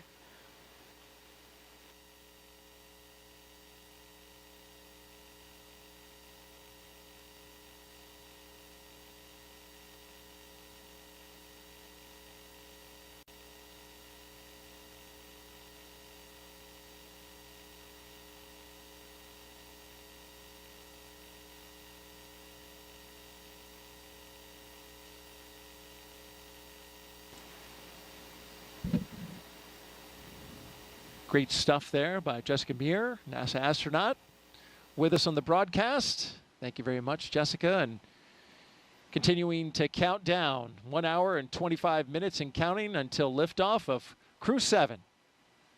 You're watching NASA's coverage.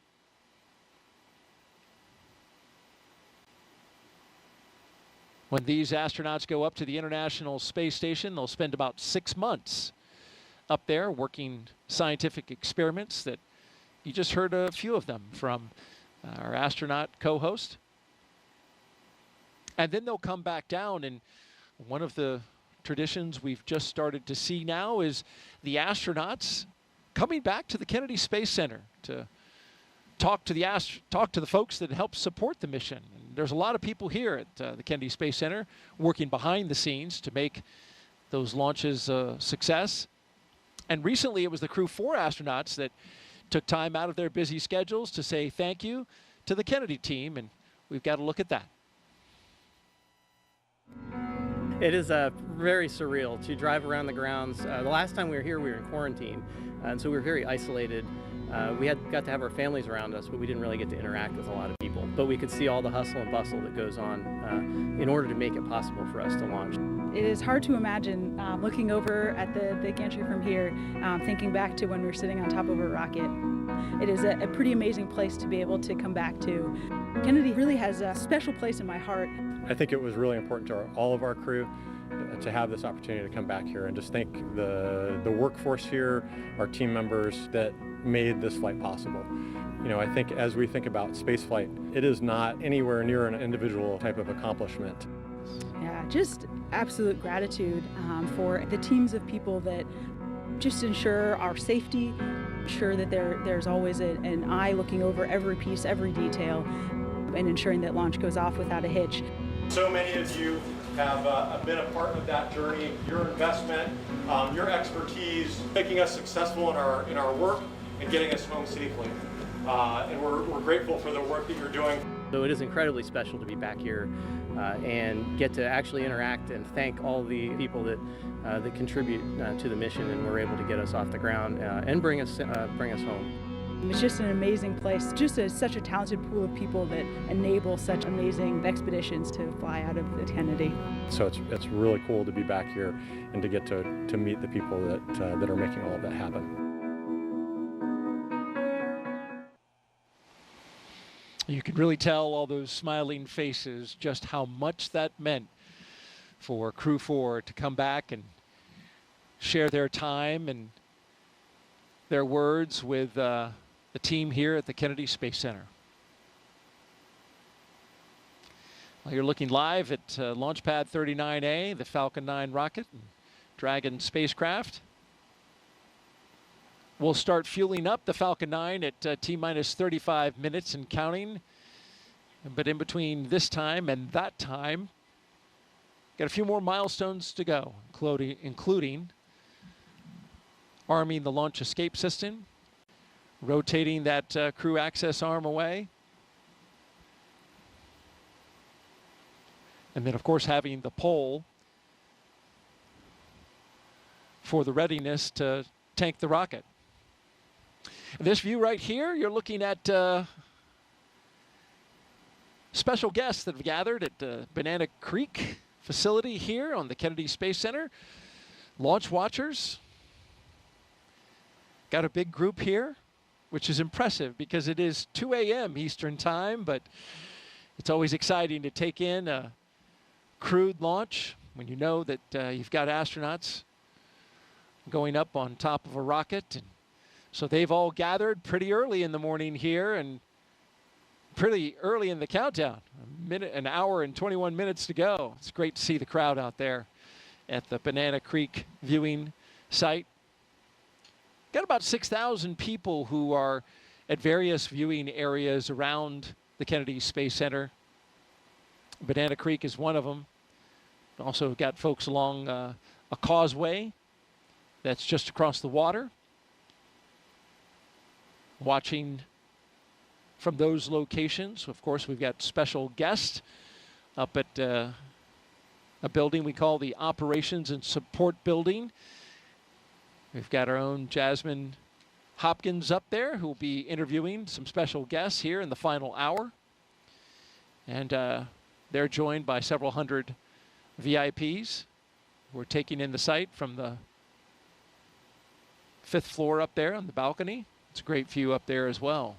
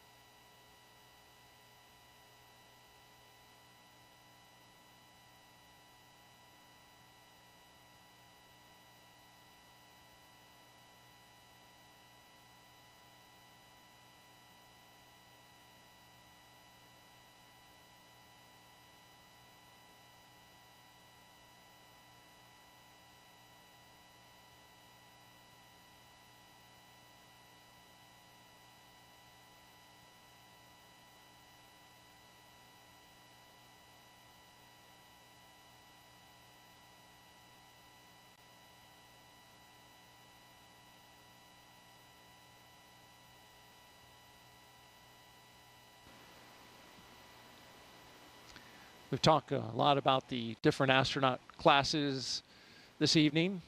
Of course, our astronaut co-host, Jessica Meir. She's from the 8-ball class of 2013.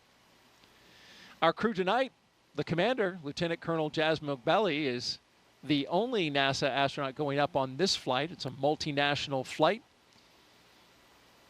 But she is one in many and a highly accomplished group of astronauts selected in 2017 and nicknamed the Turtles. But I think for me what's really special is that we all just come from such a diverse set of backgrounds and experiences. We have scientists, engineers, people from all different walks of life. We're just really, really fortunate. The team that selected our class, I think, just did an amazing job at really looking at how personalities meld together. That's what I appreciate the most, is just the way that we're able to enable each other's strengths and lean on each other in ways that bring us together and bring us closer as a group. We all care so deeply about each other. We have such an amazing relationship across the entire class, and you know, just what an amazing group of people. We've been able to really lean on each other and our expertise in different moments where it's most applicable. Jasmine is an amazing person. Our class is incredibly close, and she is just an amazing leader, an incredible pilot, and a great choice to be the commander of CREW-7. And that's one of the biggest blessings of being up here for so long for me, is I'll have flown with pretty much half of my class. We now have a continuous turtle presence in space, which started with Crew-3 when Kayla and Raja launched, which we look forward to Jasmine carrying forward. So the Turtles class, an amazing class. They were the class that was selected just after my class of the 8 balls, and pretty cool that they have this kind of run of the space station right now. I remember when we were saying that about the 8 balls, but Jasmine will be joining her classmates Frank Rubio and Woody Hoberg on board. They are already up there awaiting for her. And then Laurel O'Hara will be joining from her Soyuz launch in the middle of September. So pretty exciting to have all of those turtles up there at once. And I know that's how it felt for me. Daryl and I were talking earlier about when I arrived on the space station and we had 4 members of our class all up there at the same time. And in thinking about it, I think I've talked about all 7 of my classmates during this broadcast. You've seen photos of most of them in the previous coverage. And it just shows how we really do become like a family here at NASA in the astronaut office, especially with those classmates. We talked about my classmate Ann McLean. You saw her as the astronaut support person on the pad, helping the crew with all of those final preparations. We saw Christina from the spacewalk footage from the spacewalks. Actually, we did 3 spacewalks together, Christina and myself, during our mission. And you saw Victor and Christina in those Artemis images as well, as they are now in training for the incredibly exciting Artemis 2 mission. You saw some footage of Nicole Mann and Josh Cassida from their recent mission on board the space station. They were on Crew-5, so again, carrying that legacy with them. We talked a little bit about Nick Hague earlier as well. Nick was there on the space station when I arrived. And I talked about Drew Morgan just recently with the Mighty Mouse experiment. Drew was the astronaut that I was up there. Actually, I didn't spend a day in space without Drew. He was there for the entire 7 months of my mission. I was up there for 205 days, so almost 7 months. He was there already when I arrived, so he was up there even longer. He had about a 9-month mission. So there you have it, all members of the class. We've been represented in this broadcast, but it's not about us today. It's about those turtles. So more about them. We are so excited to see Jaws on her way, headed to join her classmates, Frank and Woody, up there. You know, we have right now on the space station the 4 crew members that flew up on Crew-6, of course. That's Woody Hoberg, Steve Bowen, Sultan Al-Nayati, an astronaut from the United Arab Emirates, and also Andrei Fadayev. They arrived on the Crew-6 vehicle, so they'll be departing about 5, 6, 7 days after CREW-7 arrives, they'll have a handover period so they can really get accustomed to everything that's going on, hand over whatever information they need, and then they'll depart. And then we have Frank Rubio and cosmonauts Sergei Prokopiev and Dmitry Petelin. So this crew will be joining the 7 crew members that are already up there until that handover period ends, and then the 4 from CREW-6 will depart. The Soyuz crew is scheduled to land, I think, September 27th. So Frank will finally be returning home from space back here to the U.S. And his mission was extended, so he will have been up there for over a year when he lands. Finally, and he's going to break the record, right? Longest That's continuous stay in space. That's right. It has been an incredible mission for him, but of course everyone is very excited to have him back on the ground as well. And I'm sure he will be just as excited to be back on Earth and be able to visit his friends and family and take a hot shower. Showers are always very welcome when you come back. You know, you do get surprisingly, you feel very clean on board. I was surprised by it, but it's kind of like a sponge bath that we get up there, but you really do feel clean. And part of the reason why is you just don't feel as dirty as in space. You know, not even your clothes are really resting against you when you're in microgravity. Everything's kind of floating. You don't go outside and get sweaty in the hot Florida humidity like us sitting here in these chairs getting a bit hot. You just don't experience that because you're never sitting down. You know, you don't. But you are perspiring, right? You're losing water through the skin. Sure. But it's not sitting there, right? Absolutely. You still have all the same physiological mechanisms going on, but it's a temperature control environment, so you're not really sweating throughout the day aside from when you exercise, and then you do sweat quite a bit. Okay. And it's really cool to see because the water, it doesn't just fall down, doesn't fall off of you like it does here on Earth. It'll kind of accumulate until a force acts upon it. So you might have a ball of sweat kind of growing on your head, for example, if you're Victor Glover, you don't have any hair up there, or Luca Parmitano on my mission. And yeah, it behaves differently until it'll come off in a with a just once dispersing. You have motion imparted onto it. Great stuff from NASA astronaut Jessica Meir as we count down 1 hour and 11 minutes until liftoff of CREW-7 from the Kennedy Space Center in Florida. If you're here with us in the area and you want to hear the call-outs live as they happen, you can hook that up on amateur radio. The VHF frequency you can see on your screen, 146.940 megahertz, and on the UHF radio frequency, 444.925 megahertz FM mode.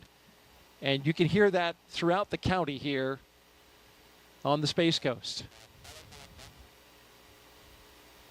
So we're a little over 1 hour until liftoff. And this is a continuation of regular crew flights to the International Space Station from U.S. soil.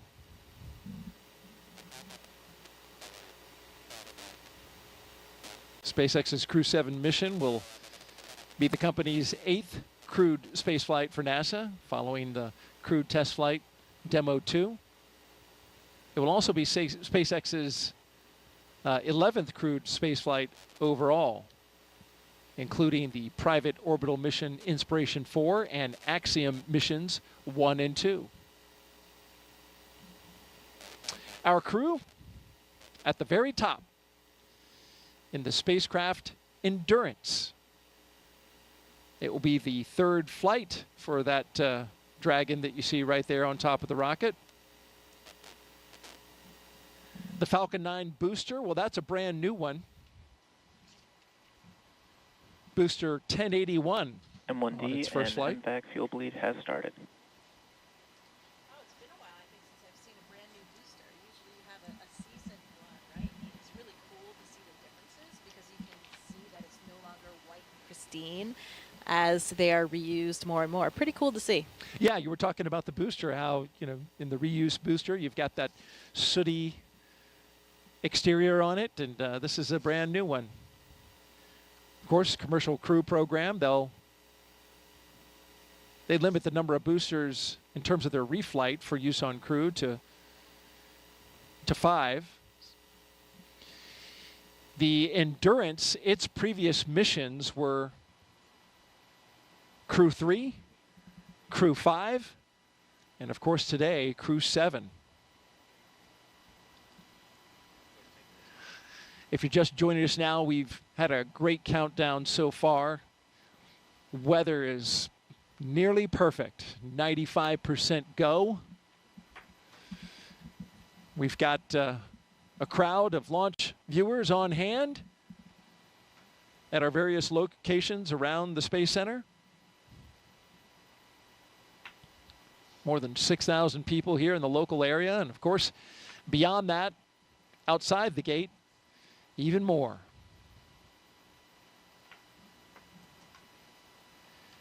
Now, we mentioned this, once we get to an hour to go until liftoff, things will start really picking up. We get close to that go, no-go pole that will arm the launch escape system. And then once that's armed, and we rotate the crew access arm away, we'll get the propellant loaded into the rocket at T-minus 35 minutes. That crew pole for readiness happens at T-minus 1 hour. And of course, the pole to load the prop is at T-minus 55 minutes. At T-minus 45 minutes, there'll be an internal mission control Hawthorne pole, and then the launch director's pole for propellant load.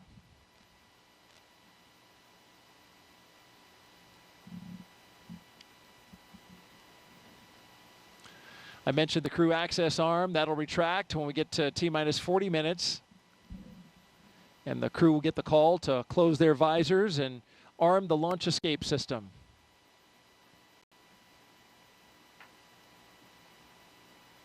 Of course, once you have the Falcon 9 being loaded with propellant, you want a safety system that will allow the astronauts to get off the top of the rocket in case anything happens, and that automated safety system is in place.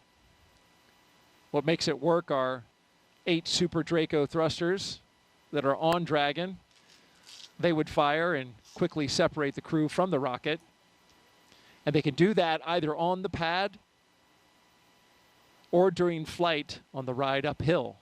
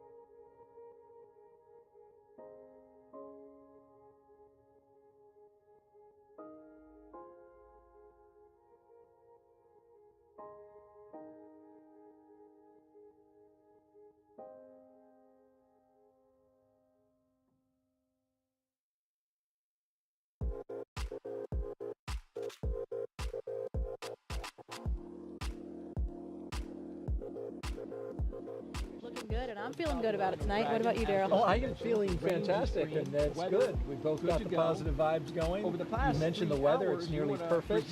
Liftoff time still holding for 3:27 a.m. Eastern Time and 27 seconds if you're right down to the second. We're tracking no issues with the Falcon 9 or Dragon, as Jessica mentioned. The range is green. Weather, good to go.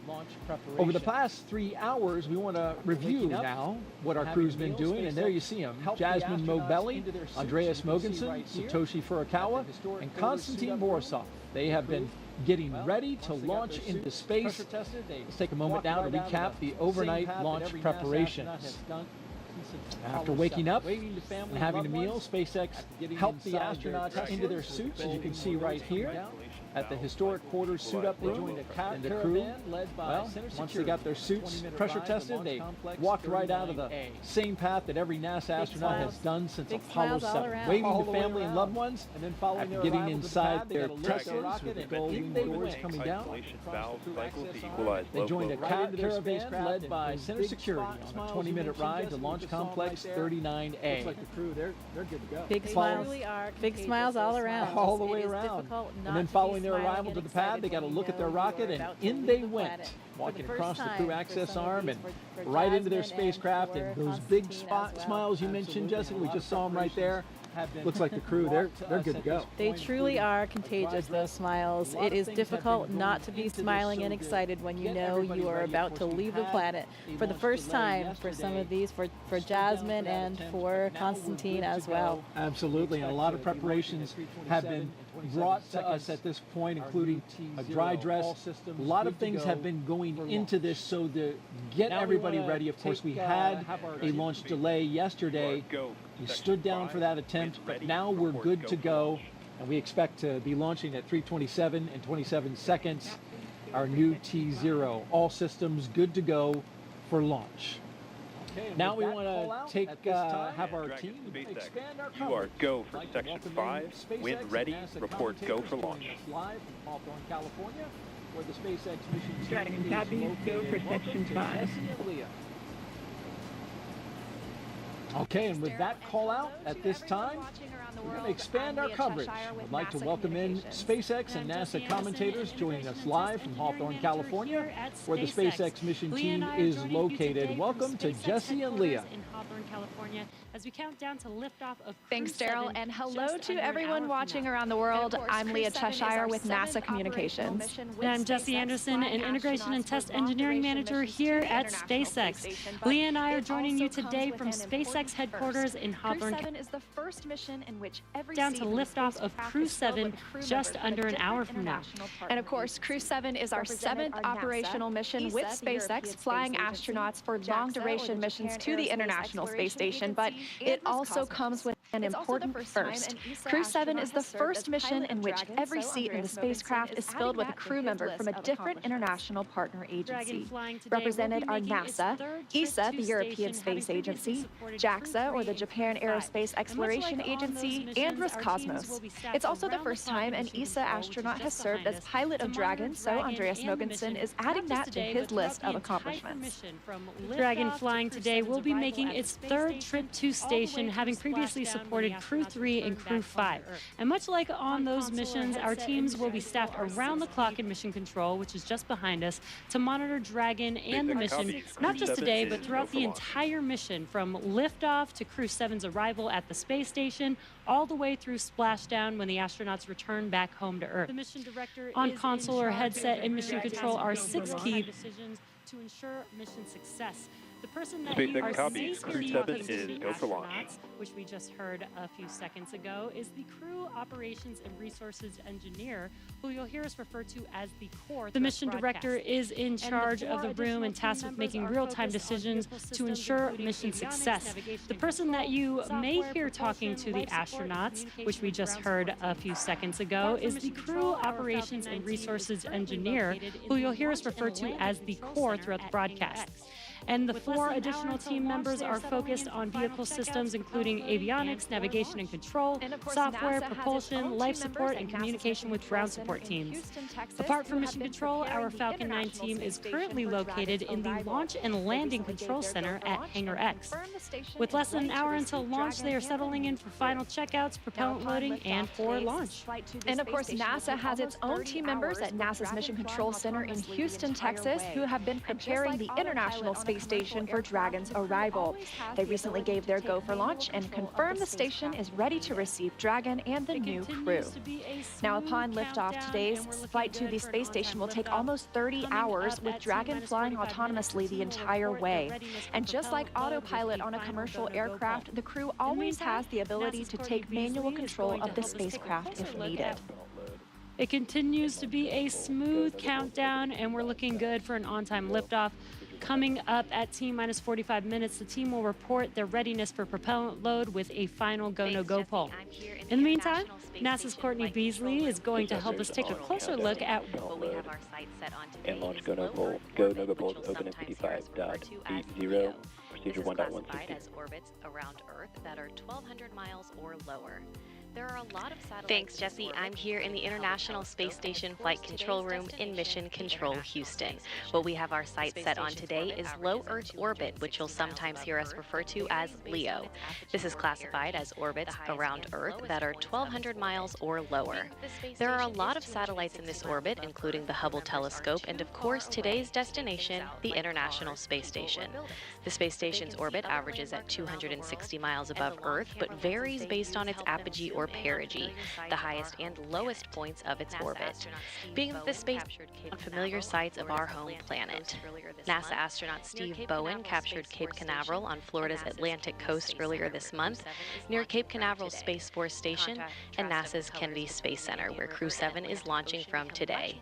The contrast of the colors between the Indian River and Atlantic Ocean become much more pronounced from space. And here's a beautiful nighttime shot of the city lights of Mecca in the desert valley of western Saudi Arabia, captured by NASA astronaut Woody Hoberg on July 26th. Human presence on Earth becomes much easier to see at night. And this final image was captured by NASA astronaut Frank Rubio of Vedima Lake, one of the largest in Argentina, on May 7th. Each of these images are taken from the vantage point of the International Space Station that orbits roughly 260 miles above Earth. Satellites collect imagery of Earth too, of course, but the International Space Station is unique in seeing these viewing opportunities because astronauts and cosmonauts can tell scientists on the ground what they're observing and what stands out in real time. We can't wait to see what CREW-7 captures, but for now, we'll send it back to Hawthorne. Jesse and Leah. SpaceX's ultimate mission is to make life multiplanetary. To get us there, SpaceX's ultimate mission is to make life multiplanetary. To get us there, we've been developing a fully and rapidly reusable transportation system called Starship, the most powerful launch vehicle system ever developed and designed to carry passengers and cargo to Earth orbit, the Moon, and planetary destinations like Mars. In fact, earlier today, the team completed a successful static fire of our Super Heavy Booster 9, an exciting step towards our next Starship flight test. But you have to learn to walk before you can run, or should I say fly, and our learning started with Dragon, designed from the beginning to transport both people and cargo to space. The Dragon hanging from the ceiling behind us was initially flown to certified SpaceX for cargo missions to the space station. Dragon launched to space in December 2010 and became the first private spacecraft to return from orbit. 2 years later, Dragon became the first commercial spacecraft to deliver cargo to and from the space station, and in 2020, as we remember well, became the first private crewed spacecraft to reach the International Space Station. Altogether, the reusable Dragon spacecraft has completed 9 human spaceflight missions and visited the International Space Station 38 times. Dragon is capable of carrying up to 7 passengers to and from Earth orbit and beyond. And these days, we are very much focused on the beyond. Now, of course, we already have explorers on the Red Planet, paving the way for humans who will arrive in the future. NASA's Perseverance rover landed on Mars in 2021 after an almost 7-month journey. Its mission addresses high-priority science goals and also provides opportunities to gather knowledge knowledge and demonstrate technologies that address the challenges of future human expeditions to Mars. These include testing a method for producing oxygen from the Martian atmosphere, identifying other resources such as subsurface water, improving landing techniques, and characterizing weather, dust, and other potential environmental conditions that could affect future astronauts living and working on Mars. Now, of course, Perseverance also brought along another passenger named Ingenuity. This is the first helicopter ever flown on Mars. There's Ingenuity being deployed from Perseverance and those historic flights that we've seen so far. When the time comes for human explorers, they'll have to take everything with them for a surface mission. Building bases or even cities on Mars will require huge amounts of cargo and eventually crew. So we're designing Starship from the beginning to carry hundreds of tons of cargo into space and be able to be refueled in orbit. Before Mars, Starship will play a key role in the exploration of the moon. SpaceX is providing the lunar lander, which will return astronauts to the lunar surface for the first time in 50 years under NASA's Artemis missions.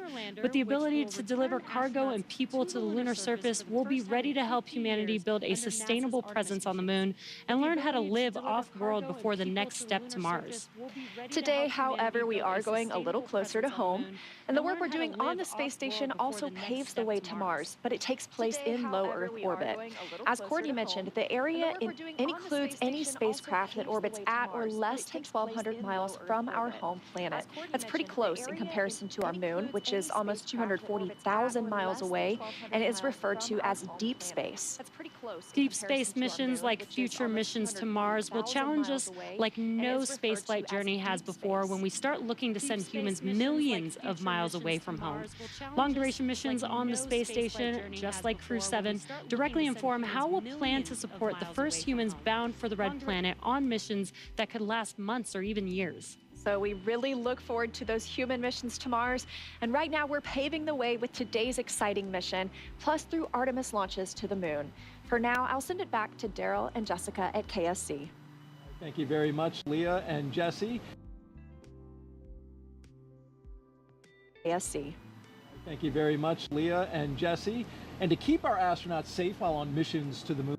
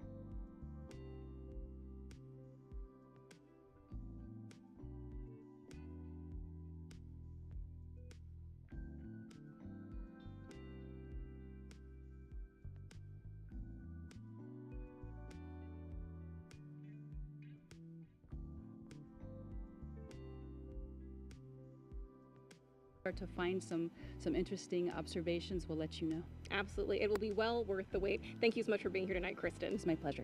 Back to you. all right, thank you, Jasmine and Kristen. We're going to turn it over now to Hawthorne, California, and check in with our team at SpaceX headquarters for an update on the launch progression. How are we doing? Thanks, Daryl. I'm Ronnie Foreman, a commercial sales manager here at SpaceX. We are coming up on just about 46 minutes until launch, and our teams are carefully moving through the process to lift off. A lot of preparations have brought us to this point today, including a dry dress rehearsal and static fire earlier this week. For those of you following along, you'll also know that we stood down from yesterday's launch attempt for additional data reviews. But for now, all systems are looking good for launch. So next up, our launch director will check in with the team for readiness, both for prop load and for launch. The 7 SpaceX responsible engineers, often called REs, indicate that they are go by voting electronically. The launch director will also check in with the Dragon mission director, or MD, on the nets, and NASA launch manager to make sure that they are ready to move forward as well. And as Jesse mentioned earlier, the Falcon and Dragon launch teams, as well as key NASA launch members, are in the Launch and Landing Control Center at Hangar X in Florida. On screen, you have that incredible view of the Dragon spacecraft with the crew access arm still in the service position. The crew right now is on board Dragon, waiting to get the green light to stow the crew arm for launch and arm the launch escape system. Great shot of our astronauts there. Once the launch director gives the go-ahead, we should get a good view of the access arm as it swings away from the capsule. The range continues to be go for launch, monitoring the clearance area surrounding our launch pad, as well as the air and sea space along the flight corridor. And at Kennedy Space Center, weather is looking good for launch. If you're joining us on the ground in Florida, you know it's just about 82 degrees outside with light ground winds. Overall, we are looking good for launch in just about 45 minutes with a 5% chance of weather violation.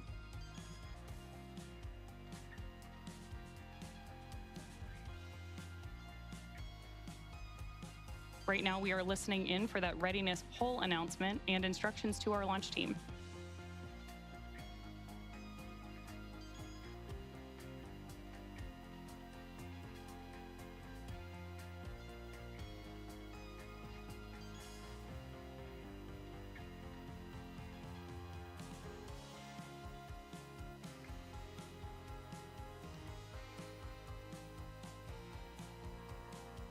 Again, this poll is going to be the go or no-go to move forward with propellant loading for today.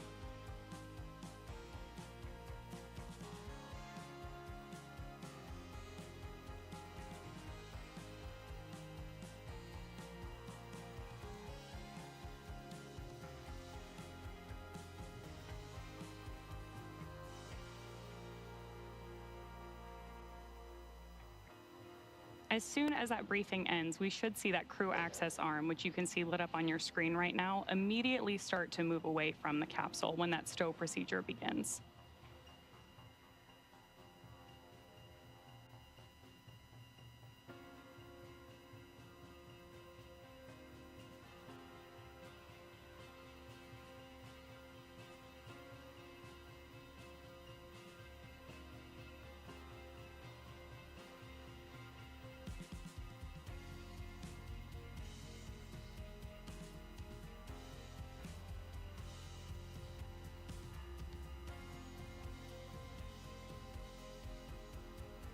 Coming up on just 43 minutes to launch.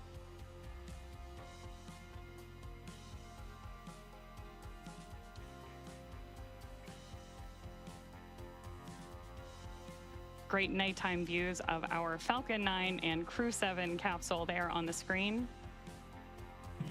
SpaceX Dragon. Go ahead, Dragon. We didn't hear the poll for prop load and launch readiness. We're just giving a call.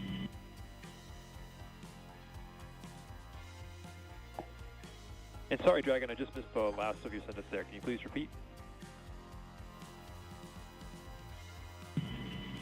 Yeah, from Dragon, we just polling is hear complete. the poll for The joint NASA and SpaceX teams have polled go for LES arm, propellant load, and launch.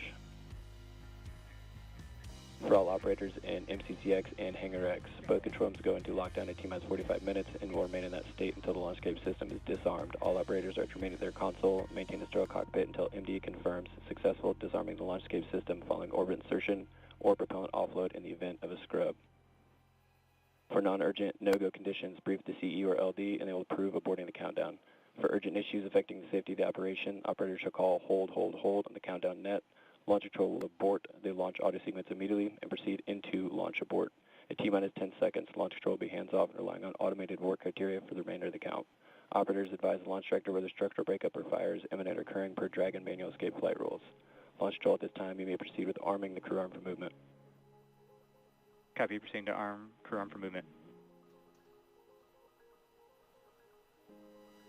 And with that, we are moving forward toward launch. Propellant loading will begin in just over 5 minutes, but in the meantime, let's check back in with Daryl and Jessica.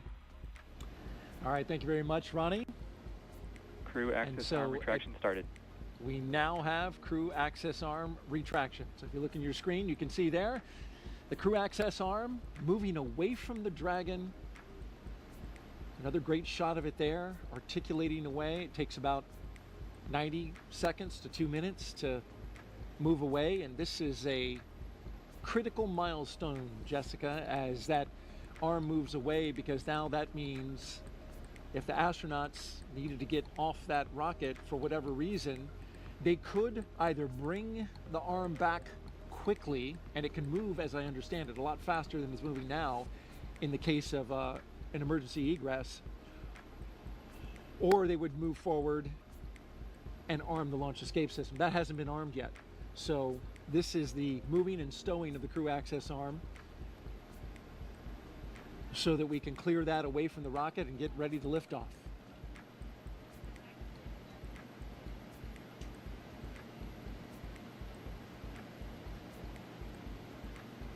After that, crew access arm retraction complete.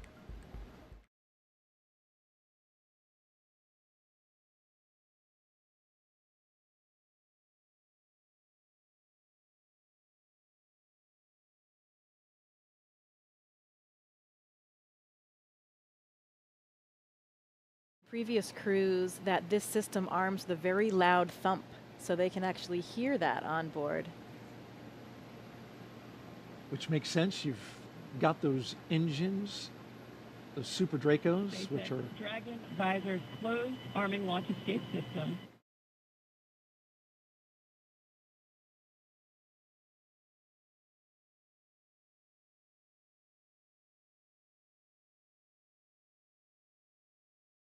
Now to arm that system. And that launch escape system is, of course, the system that will propel us away from the rocket, the crew capsule itself with the crew inside, in the event of any type of emergency with the rocket. And that is, of course, a system that we hope to never use, but it consists of 8 Super Draco thrusters on this Dragon vehicle that are used only for this abort. And we say we hope to never use it, we hope to not be in the situation, but we have had situations where we've had incredible in-flight tests. Unintentional, for example, there was the launch abort for the Soyuz for Nick Hague's.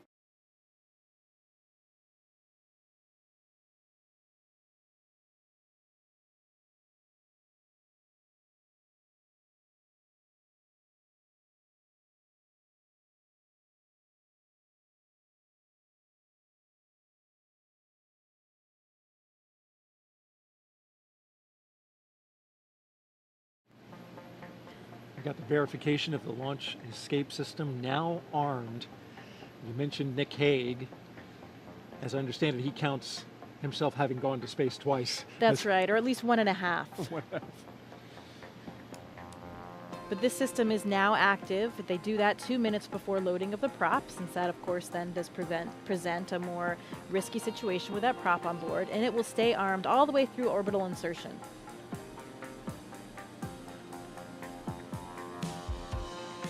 I've also been told by previous Dragon crews that you can hear the system of valves opening and actually even the flow of the fuel itself as it comes on board.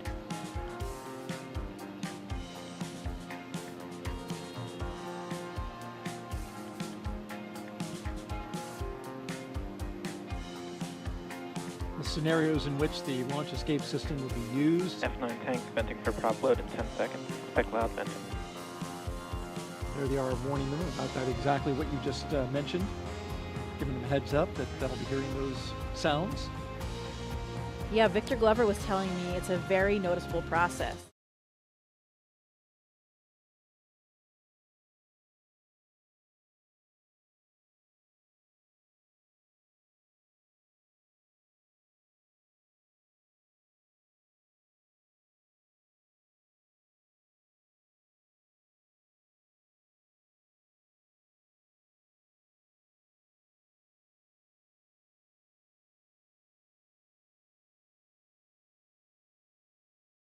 means and how much closer you're getting to liftoff. This is pretty unique in the launch industry, right? Where the astronauts are inside the Dragon, inside their spacecraft, as it's being loaded with propellants. That's correct.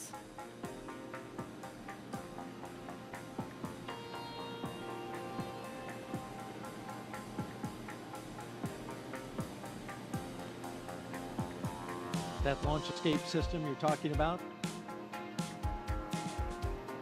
if it were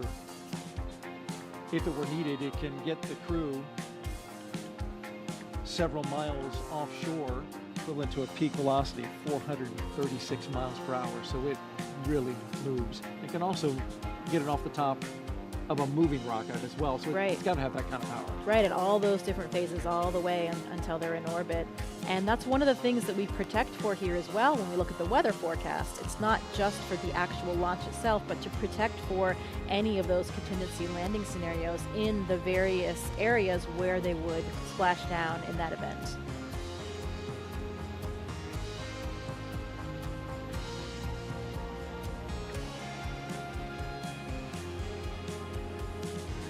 Propellant load has started.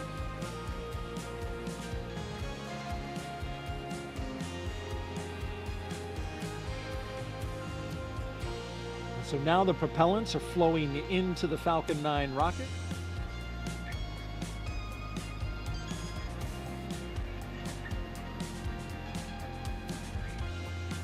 That part we can see externally because as the liquid oxygen levels rise inside the Falcon 9, it, of course, super chilled liquid oxygen, highly densified, and it will super chill the skin as well of the rocket and will condense the air around it. And there's been well over 200 Falcon 9 launches, so if you've seen one before, you're familiar with the sight. The rocket condensing that air, that warm, humid Florida air, which we have been enjoying this evening, at least with a light breeze. That's right. I think it's cooler than Houston anyway, so I'm enjoying my time here. Good. All right, for another update, let's send it out to Hawthorne, California, an update from SpaceX. Thanks, Daryl and Jessica. Now, before we send them to space, let's get to know our CREW-7 astronauts a little better. We'll start off with none other than the commander herself, NASA astronaut Jasmine Montbelli, making her debut spaceflight. My name is Jasmine Montbelli. I'm the commander of NASA's SpaceX CREW-7 mission to the International Space Station. Baldwin, New York is where I grew up. I always loved team sports from a really young age because you rely on one another, and that's something that I think is really important to know going forward in your career.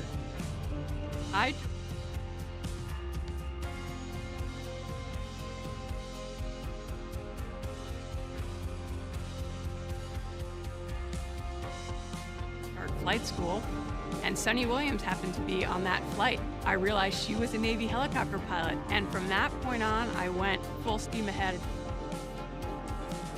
All four of us are so proud to represent what is possible when we come together. Ultimately, everything we do is to benefit the Earth.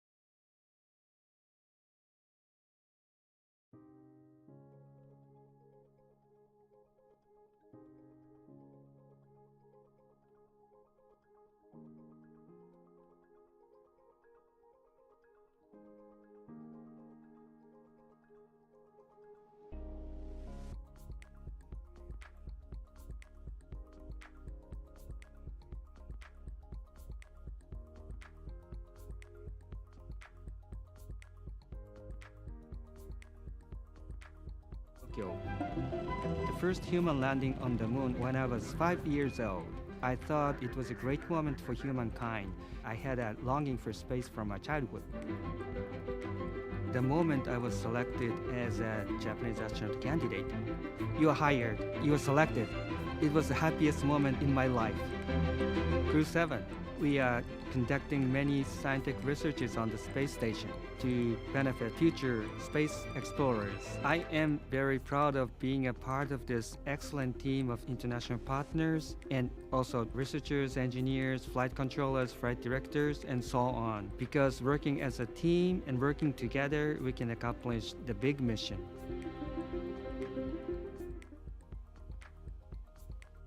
Rounding out our fully international crew is Roscosmos cosmonaut Konstantin Borisov. He was selected to the Cosmonaut Corps in 2018 and today marks his first flight to the orbiting laboratory. My name is Konstantin Borisov, and I'm a mission specialist for NASA's SpaceX CREW-7 mission to the International Space Station. For those who ask what a spaceflight is, I would say that we have 3 big jobs on the space station. First job is experiments. Second job is take care of the station, doing the maintenance, repair what's broken, storing things, restoring things, cleaning up. And the third big topic is actually taking care of your body, because in weightlessness you cannot help but train. I think many people don't understand that technology advancement which we have had during the last 50 years mainly comes from space exploration. People get very comfortable with using their phone, and we have very fast computers in space motivates us to create those advancements. I want to take part in it, and I want to put my small stone into this pavement which leads us to the new asteroids, to the new planets, and to the new systems.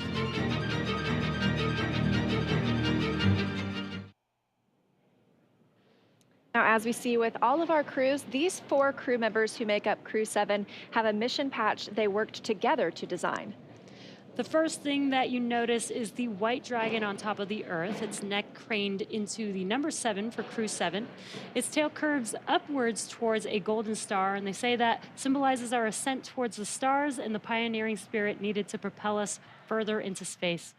The blue, white, and red on the tail are the common colors in the flags of all 4 nations flying on this mission. Now we are less than 30 minutes to launch, so let's check back in with Daryl and Jessica at KSC, where the countdown continues.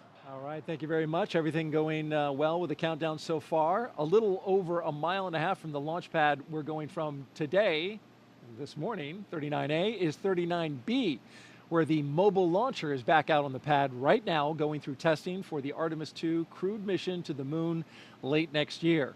Here's more about Artemis in our Moon Minute.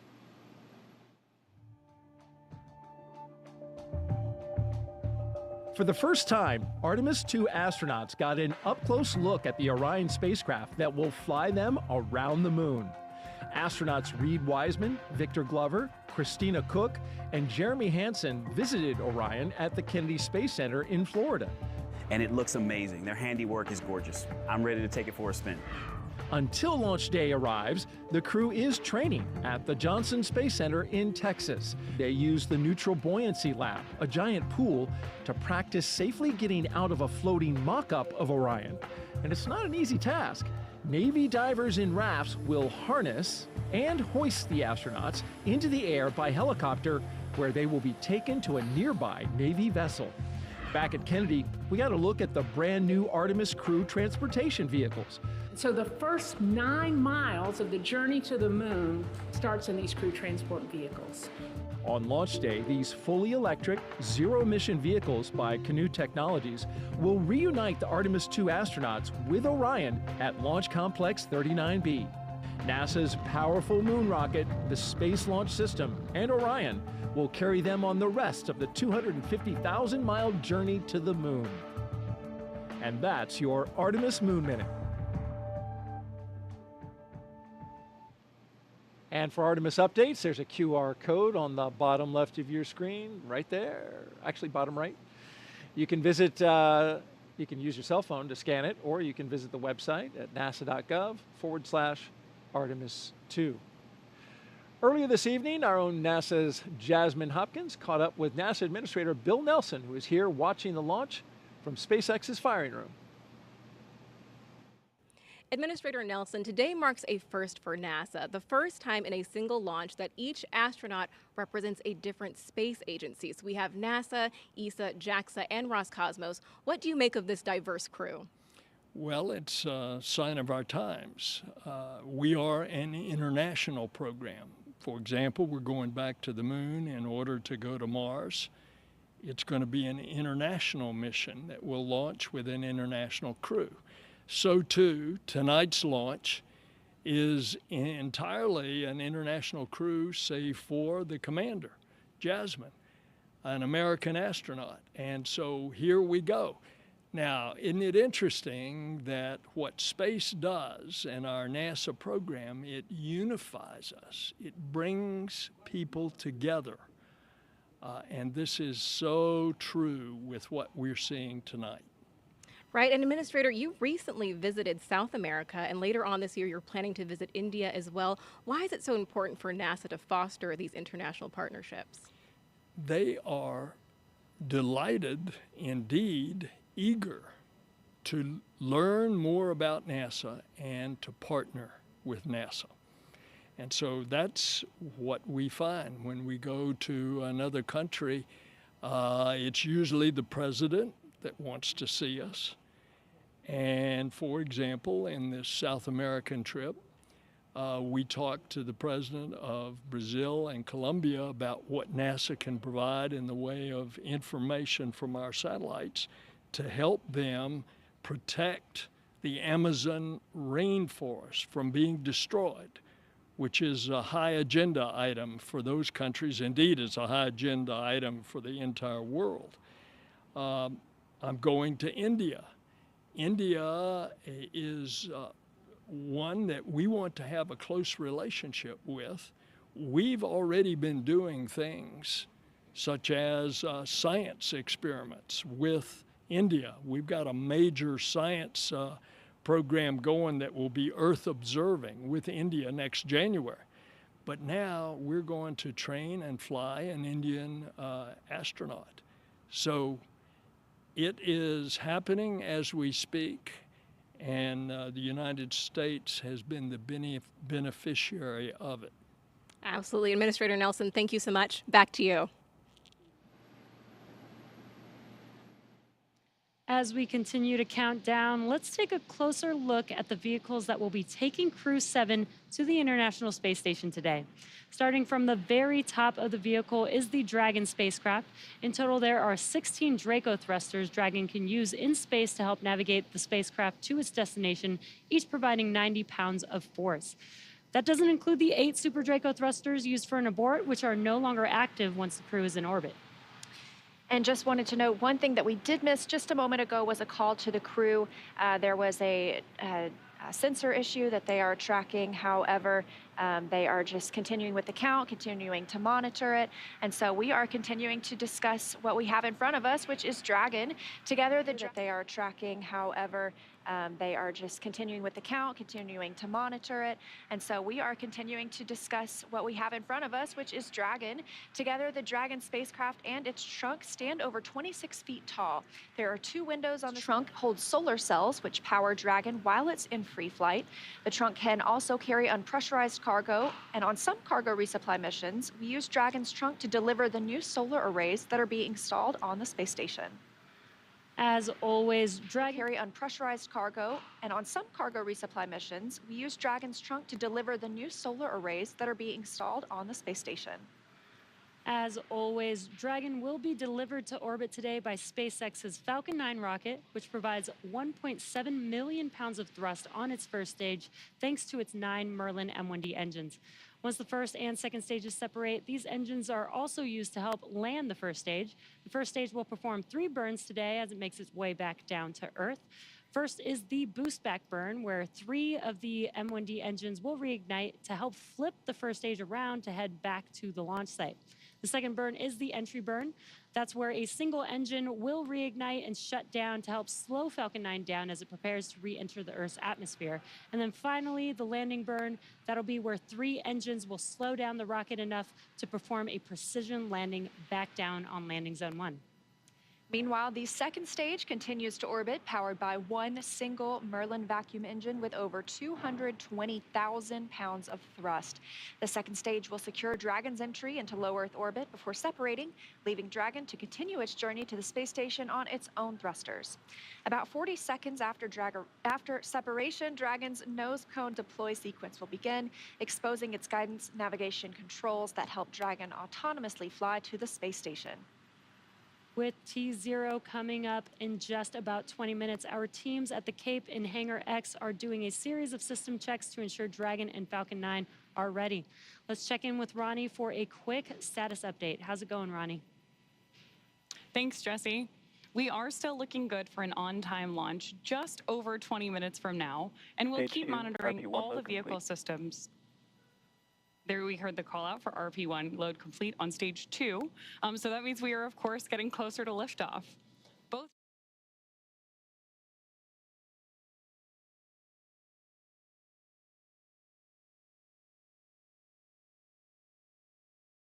also continues to report no issues, and they are go to support launch tonight.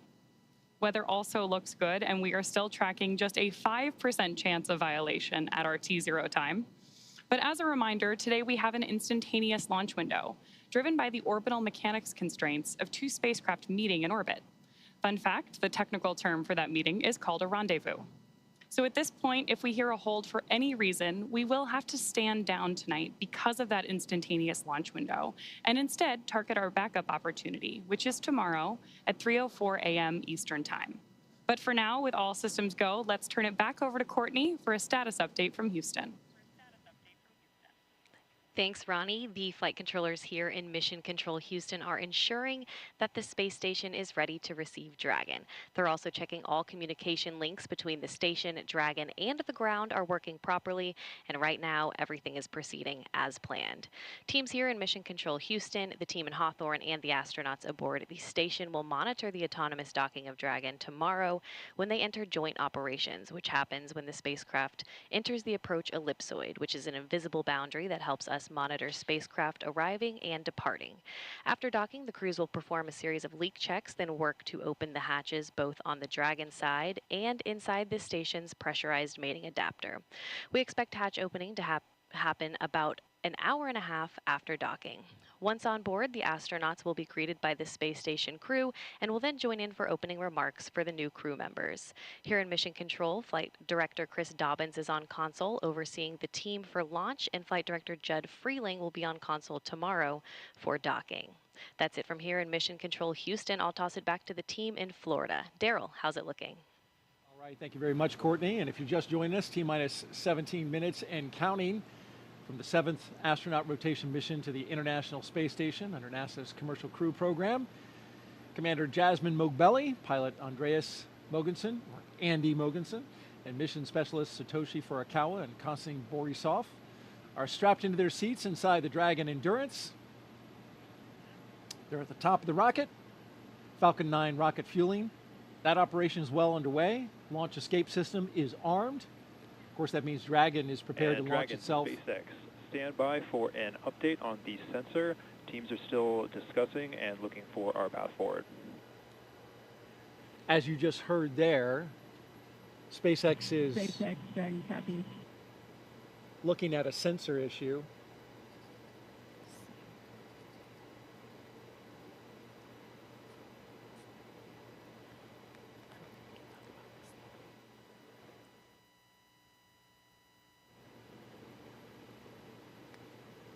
So trying to determine if the sensor is giving good data, good reading, or if... Startup stage 2, locks loading. If they're looking at something else, of course, we'll keep close tabs on that. Startup stage 2, locks loading. if they're looking at something else, of course, we'll... I think sometimes you have hits on sensors for other reasons. We want to make sure that we are getting an accurate reading of what's happening with the system they're looking at. Probably trying to decide if it's a real signal or if it's a hit from some other reason. There's a lot of redundancy in the systems, as you mentioned, and those sensors. Trying to decide if it's a real signal or if it's a hit from some other reason. There's a lot of redundancy in the systems, as you mentioned, and those sensors have to make sure that the engineers understand exactly what they're looking at, so we'll, again, keep tabs. In the meantime, here's a little bit about Crew-7. Lieutenant Colonel Jasmine Mogbelli, a military helicopter test pilot. There she is. She hails from Long Island, New York. She's a mother to 2 twin girls, and she is the mission commander. This is pilot Andy Mogensen's second trip to space station. His first was as the flight engineer for the ESA IRIS mission in 2015.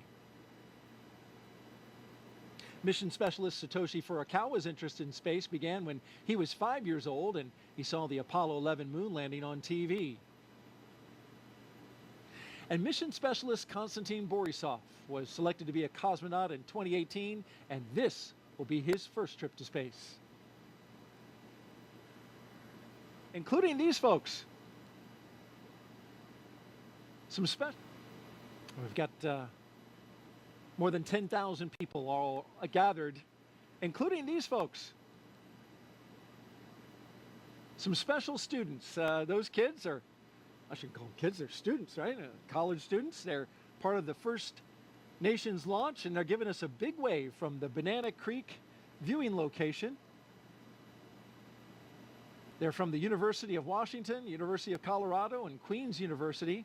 They're visiting as part of NASA's First Nations launch, an Artemis Student Challenge, where they design, build, and launch their own high-powered rockets. And those students that you saw there in the stands, they were the grand prize winners. So welcome and enjoy the launch. T-minus 14 minutes and counting. Awaiting Crew-7 are 7 crew members at their destination at the International Space Station. I caught up with 3 of them as they were zipping around the Earth. Hey, Daryl, good morning. Well, good morning to you, Frank, Stephen, and Woody. Okay, minutes away from liftoff. You're inside the spacecraft. What's it like? The rocket is a living, breathing machine. We fuel the Falcon 9 rocket on the pad while the crew is on board. I expected that my heart would be racing, but actually it was just so much like training that I felt quite calm. Well, I'm sure calm will give way to excitement, right, when Crew-7 comes aboard. What do you think that'll be like? More than anything, it's your friends coming up to station, right? And so you get to hug and greet your friends that you haven't seen for several months, and it's always just a really fun reunion. You know, they're coming on board, they're going to live on board. It's really exciting to greet them as new friends and crewmates. Well, those new friends and crewmates, will you have any advice for them when they come on board, like things to do, things not to do? The awesome thing is that we have an amazing ground team that catches all of it and keeps us honest and keeps us out of trouble. And so you can just kind of relax and enjoy it and just allow yourself to take it in, because it really is a pretty special experience. Really enjoy your time up here with the people, with the environment, and with the opportunity to work up here and look at the Earth. It's really amazing. Just really enjoy it.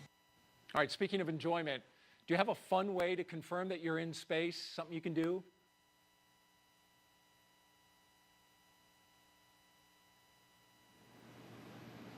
You want to give that move a score, Jessica? I don't know. It required assistance from 2 crew members, so I don't know. I'll give it an 8.5. Okay, that was very kind. All right, well, before the Crew-7 got into their spacecraft, they got a picture with the Falcon 9 booster that will take them up into space. There they are on the business end of those 9 Merlin engines. Once we leave planet Earth, these fine folks at Johnson Space Center will take over. Dragon This is Mission Control. We are still continuing to assess that sensor and proceeding with the count. At the same time, continuing to load the propellants on board Falcon.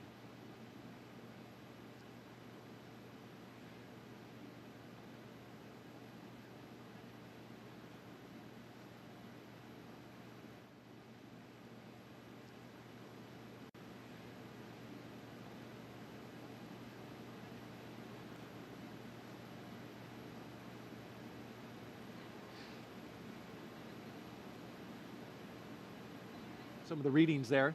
At the same time, we're proceeding forward, and they're communicating with the astronauts inside. And so a sensor and some of the readings there. It's any thoughts? This is an exciting time for the crew. You know, they're probably running through some checklists of their own right now. They may be pretty busy in there, going through those same things that they've done in their simulations so many times before. But I bet it's getting pretty real right now, and hearing those calls about the sensor probably raises a few questions as well. But same things that they've done as we go. 10 minutes. It's getting very close. Indeed it is. And tracking everything are Leah and Ronnie at SpaceX headquarters in Hawthorne, California. Will take us through the rest of the count. Thanks, Daryl. Our next major countdown event will be at the T-minus 10-minute mark, so coming up here, And when the Dragon Falcon 9 SpaceX, launch stand by for display configuration. There we go ahead and have the Dragon astronauts are standing by for display configuration, which will let them know that we are even closer to liftoff. The launch commit criteria that we're waiting to hear that call out for are specific thresholds and pieces of information about the entire Falcon 9 system needed to make sure that the rocket is healthy. Of course, we do have many systems in place to ensure that the rocket and crew are both safe leading up to liftoff and during flight.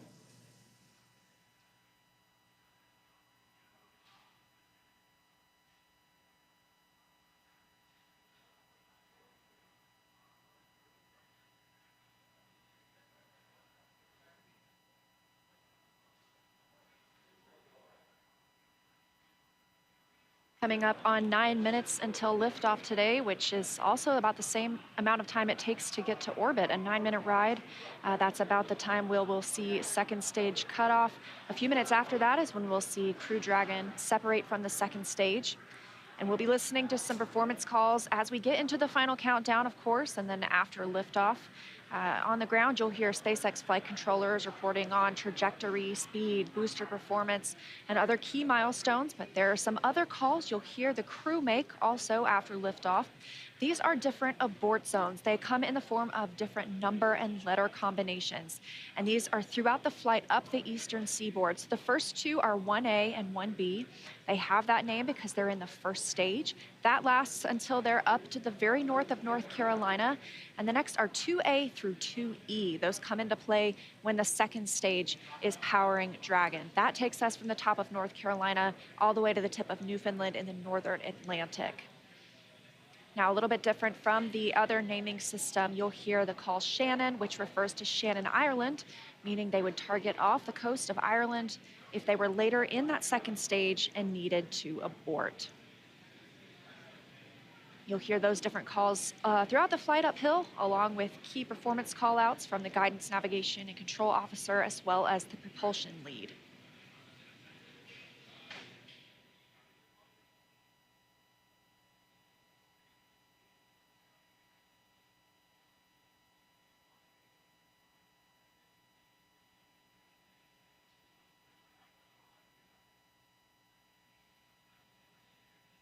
One of the next callouts that we're listening for is the announcement that Stage 1 engine chill has started. Right now, the propellant in the tanks is isolated from the engines, but at T-minus 7 minutes, we'll open up the engine pre-valves and start passing just a trickle of liquid oxygen through the Merlin engine pumps, chilling the engines for the start sequence. We do this because the super chilled and densified liquid oxygen is really cold, and we use that small amount of LOX to basically prepare the engine hardware. There's the call out for engine chill. So now we're basically preparing that engine hardware to flow all of the LOX and propellant into it during flight. Next up, we should hear the call out for Stage 1 RP1 load completion. And Dragon SpaceX, stand by for final go, but please confirm crew displays are configured for launch. SpaceX Dragon, crew displays are configured for launch. All right, we heard their crew displays. Those 3 screens from which they can monitor the mission are configured for launch. Stage 1, RP1 load is complete.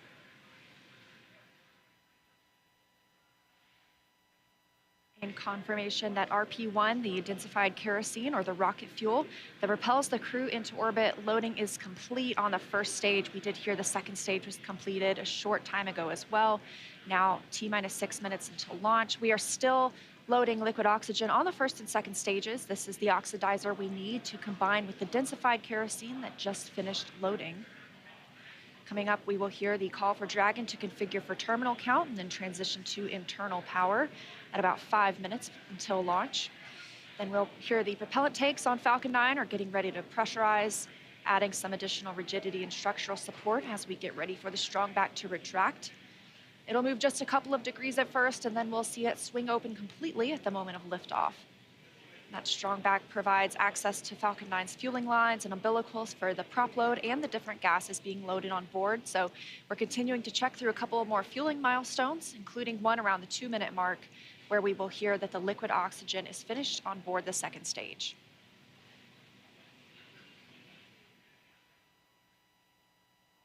Dragon is configured for terminal count, and Dragon's on internal power.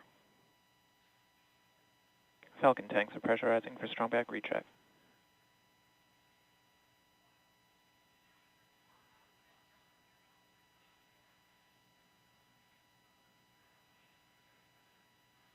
So there we heard the call out that we are preparing for strong back retract. And as Leah just mentioned, the strong back is that white truss structure that you see on the left side of Falcon 9. Got a better shot of it right there.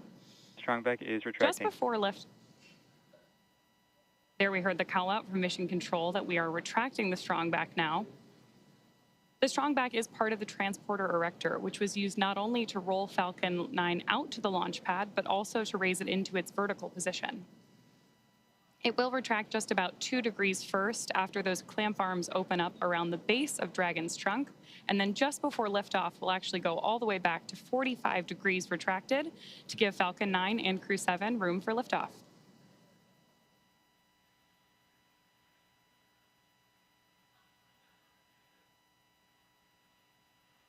Now under 4 minutes until launch. Next up, we're looking for the first stage liquid oxygen loading to finish at T-minus 3 minutes. You're starting to see some white clouds on your screen. That is vapor, it's normal. We'll continue to see that build up as we get closer to launch.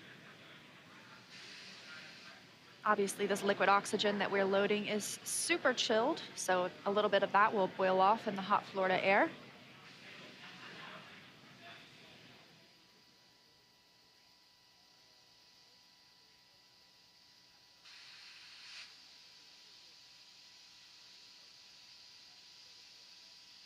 Stage 1 lock flooding is complete. Great view of CREW-7 there inside of the Dragon spacecraft, awaiting liftoff just under 3 minutes from now.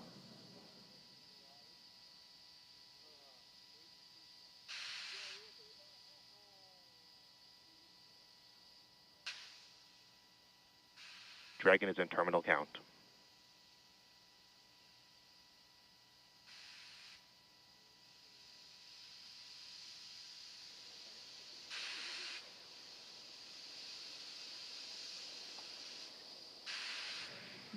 Now about 2 minutes and 30 seconds until launch. Next milestone, we're looking up for stage 2 LOX load to complete. Additionally, shortly after that, we'll hear gas closeout begin, isolating the feed lines from the different gas systems for the Falcon 9 rocket. Those will get vented overboard through the umbilicals and the strong back itself.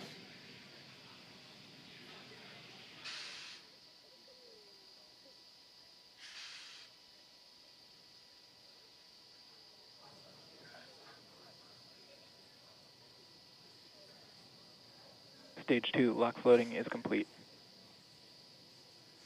Dragon is in auto idle.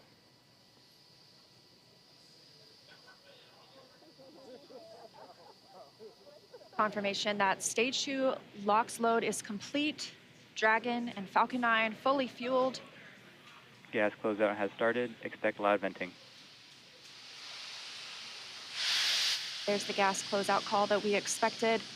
Additionally, we will be in auto idle. This puts the rocket in a state the flight computers understand before it takes over, making sure the transition to final countdown is smooth. Coming up at T-minus 1 minute, we'll hear that Dragon is in countdown. Its computer will switch to countdown mode. We'll also hear that the flight termination system on Falcon 9 is armed. Falcon 9 is in startup. Dragon's in terminal count.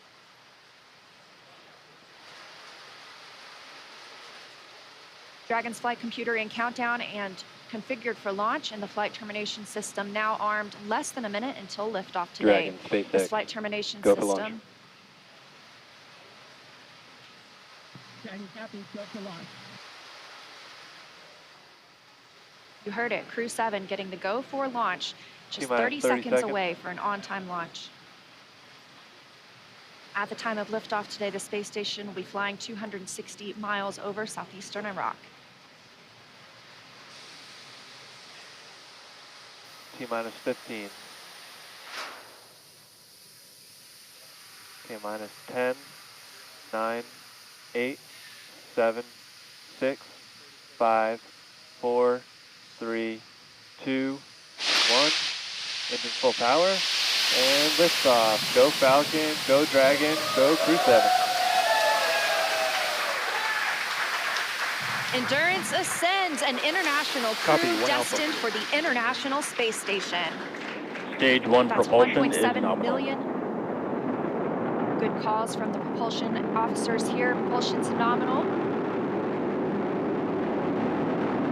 1.7 million pounds of thrust on Falcon 9, taking CREW-7 to the International Space Station, now traveling almost 300 miles per hour.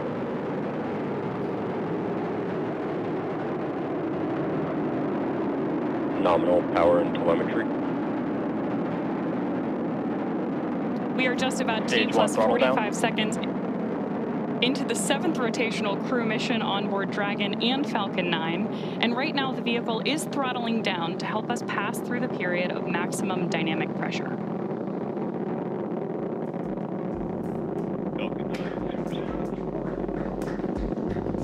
There's the call out that CREW-7 is now moving faster than the speed of sound. Stage 1 throttle up. Confirmation we have moved through max Q and are throttling back up. Copy, 1 Bravo. Heard that call from Jasmine on CREW-7, as well as confirmation from the ground. The call out for 1 Bravo means we are in the second and final abort mode for the first MVAC stage, chill is continuing to underway. get good performance. We've got engine chill on the second stage MVAC engine. We will then be looking for MECO, or main engine cutoff, where the 9 engines will get good performance. We've got engine chill on the second stage. Single Merlin vacuum engine on the second stage will ignite.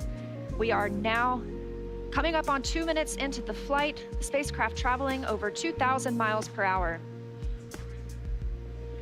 Really incredible nighttime views of Falcon 9 and CREW-7 on your screen right now. So as Leah just mentioned, we are keeping an eye on a couple of critical flight milestones coming up back to back here. Stage 1 throttle Those are down. going to be MECO, so main engine cutoff now that we're throttling down stage 1, followed by stage separation and second stage ignition. Main engine cutoff. Stage separation confirmed. Copy, 2 Alpha. MVAC ignition.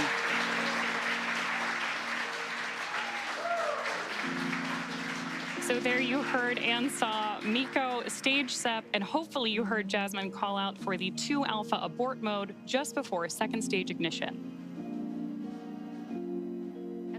This is the second stage, powering Dragon on its flight, now traveling almost 4,000 miles per hour. Over 3 minutes since launch, the second stage will continue to power the spacecraft, and our first look at the crew inside.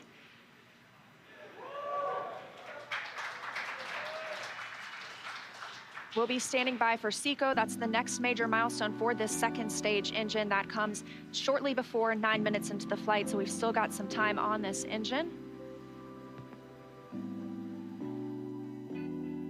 So right now, while CREW-7 makes its way to orbit, our first stage booster is making its way back to land. So you may hear the call-outs here on the net shortly that we are in the middle of our boost back burn.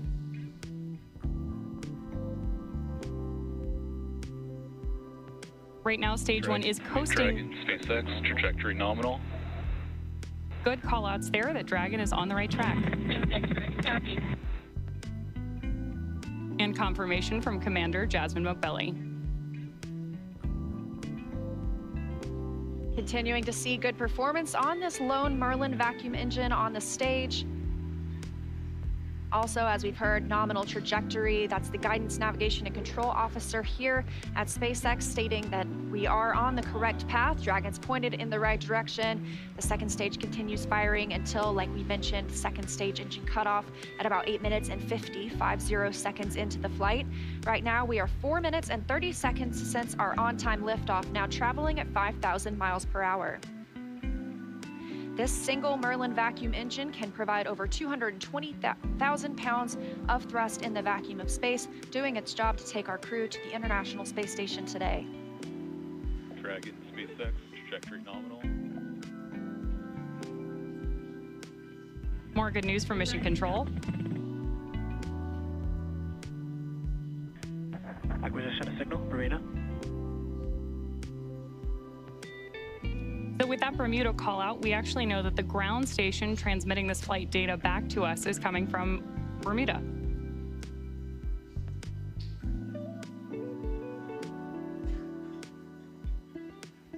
The crew is currently pulling a little more than 1 G as the second stage engine continues to propel their flight. Continuing to hear good calls to the crew, now 5 minutes and 30 seconds into the flight, traveling at 6,400 miles per hour. Again, we will continue to see the second stage fire for about 3 more minutes. Shortly after second stage engine cutoff, we will see it separate from Dragon, which will continue its journey.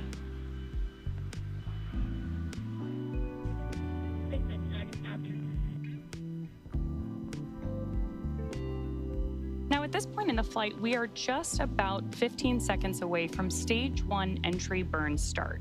At this point, the center engine on Falcon 9 will be lit for just about 10 seconds to help us slow the vehicle down as it re-enters the Earth's atmosphere. That's not the only thing helping us on re-entry, though. The first stage sees high drag on re-entry, which scrubs roughly 70% of the velocity by the time the landing burn begins, which you just had great views of on the left-hand side of your screen. Florida Space Coast beginning to come into view in the background. All while CREW-7, of course, on the right-hand side of your screen, lit up by that MVAC engine, continues on its way to orbit.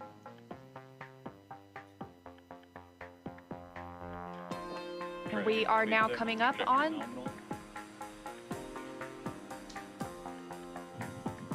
continuing to get good calls as we reach almost 7 minutes into the flight. Crew traveling at 9,400 miles per hour. Again, we still have about 1 minute, 45 seconds left with the second stage propelling the crew. And of course, we are also expecting that landing burn start from Falcon 9 any second now. Great views.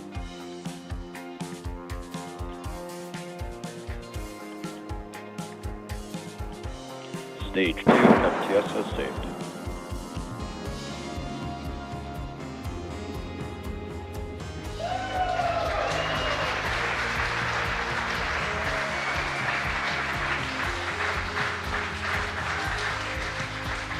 Great news there that stage 1 has successfully landed back at landing zone 1 in Florida.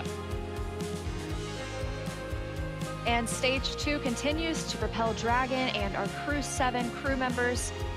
We now are coming up on SECO, second stage engine cutoff. Again, looking at that about 8 minutes and 50 seconds into the flight. Everything continues as planned today, now traveling over 13,000 miles per hour. Again, we're looking for eventually a good orbital insertion at which we'll be traveling. Good calls here in Mission Control in Hawthorne.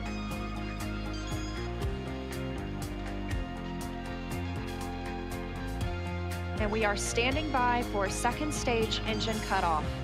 Copy, Shannon. Heard that call for Shannon. That is the call out for Shannon, Ireland, the final abort zone.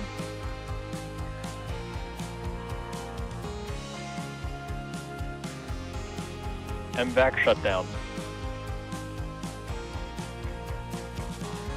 There's audio confirmation, and you can see on your screen that we have had successful second engine cutoff 1 of our MVAC engine. Dragon, SpaceX, on orbit insertion. And good news there that CREW-7. Nominal orbital insertion. Dragon, SpaceX. Awesome to hear. Disarmed.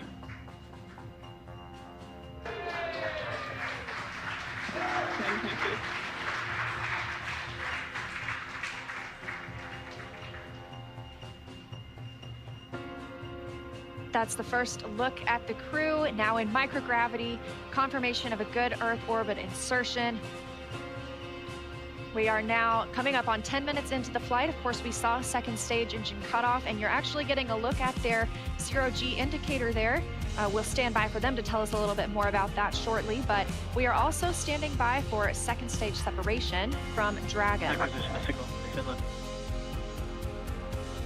So as Leah mentioned, right now, Dragon and Stage 2 are still attached. Great views of that zero-G indicator there. And what we're doing right now is basically letting any residual dynamics of the vehicle settle out prior to separation.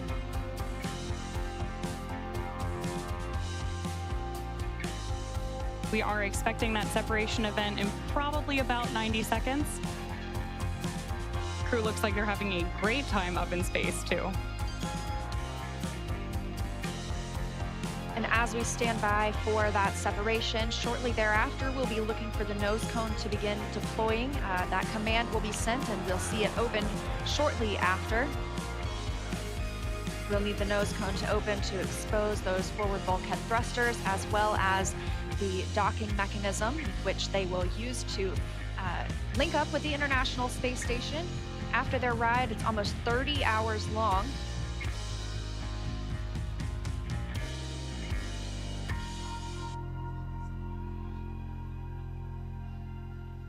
Again, we had liftoff right on time today at 3:27 a.m. Eastern Time. The crew making a smooth journey into orbit. It's now been 11 minutes, 20 seconds since that liftoff. We had confirmation of good orbital insertion, and we are standing by for second stage separation from Dragon.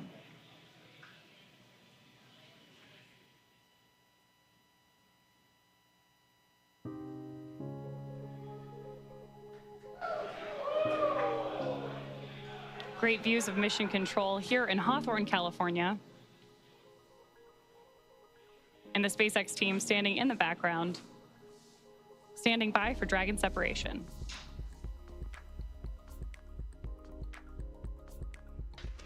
Bom, galera, muito bom dia para todo mundo. Muito obrigado a todos que estiveram conosco, que vão assistir mais tarde. Então essa aí foi mais uma transmissão do canal Olhar Sideral, nessa cobertura aí do lançamento da CREW-7 para a Estação Espacial Internacional. Mais 4 tripulantes para a Estação Espacial em mais um período de rotação e também de experiências na Estação Espacial Internacional. A uma velocidade de 26.995 km/h, a uma altitude de 201 km. A Endurance, a Dragon da SpaceX, segue aí caminho para a Estação Espacial Internacional. O canal Olhar Sideral vai continuar acompanhando essa jornada e dentro em breve trará aí mais informações aí sobre a docagem dessa missão da CREW-7 para a Estação Espacial Internacional. Bom, esse é o canal Olhar Sideral. Muito obrigado a todos. Fiquem todos com Deus, na fé de cada um. E um bom final de semana para todo mundo. Eu sou Robson Rodrigues, sou repórter, editor e apresentador do canal Olhar Sideral. E essa foi mais uma transmissão aqui no canal Olhar Sideral. Muito obrigado a todos mais uma vez. E um ótimo dia para vocês, uma ótima madrugada. Valeu, até mais.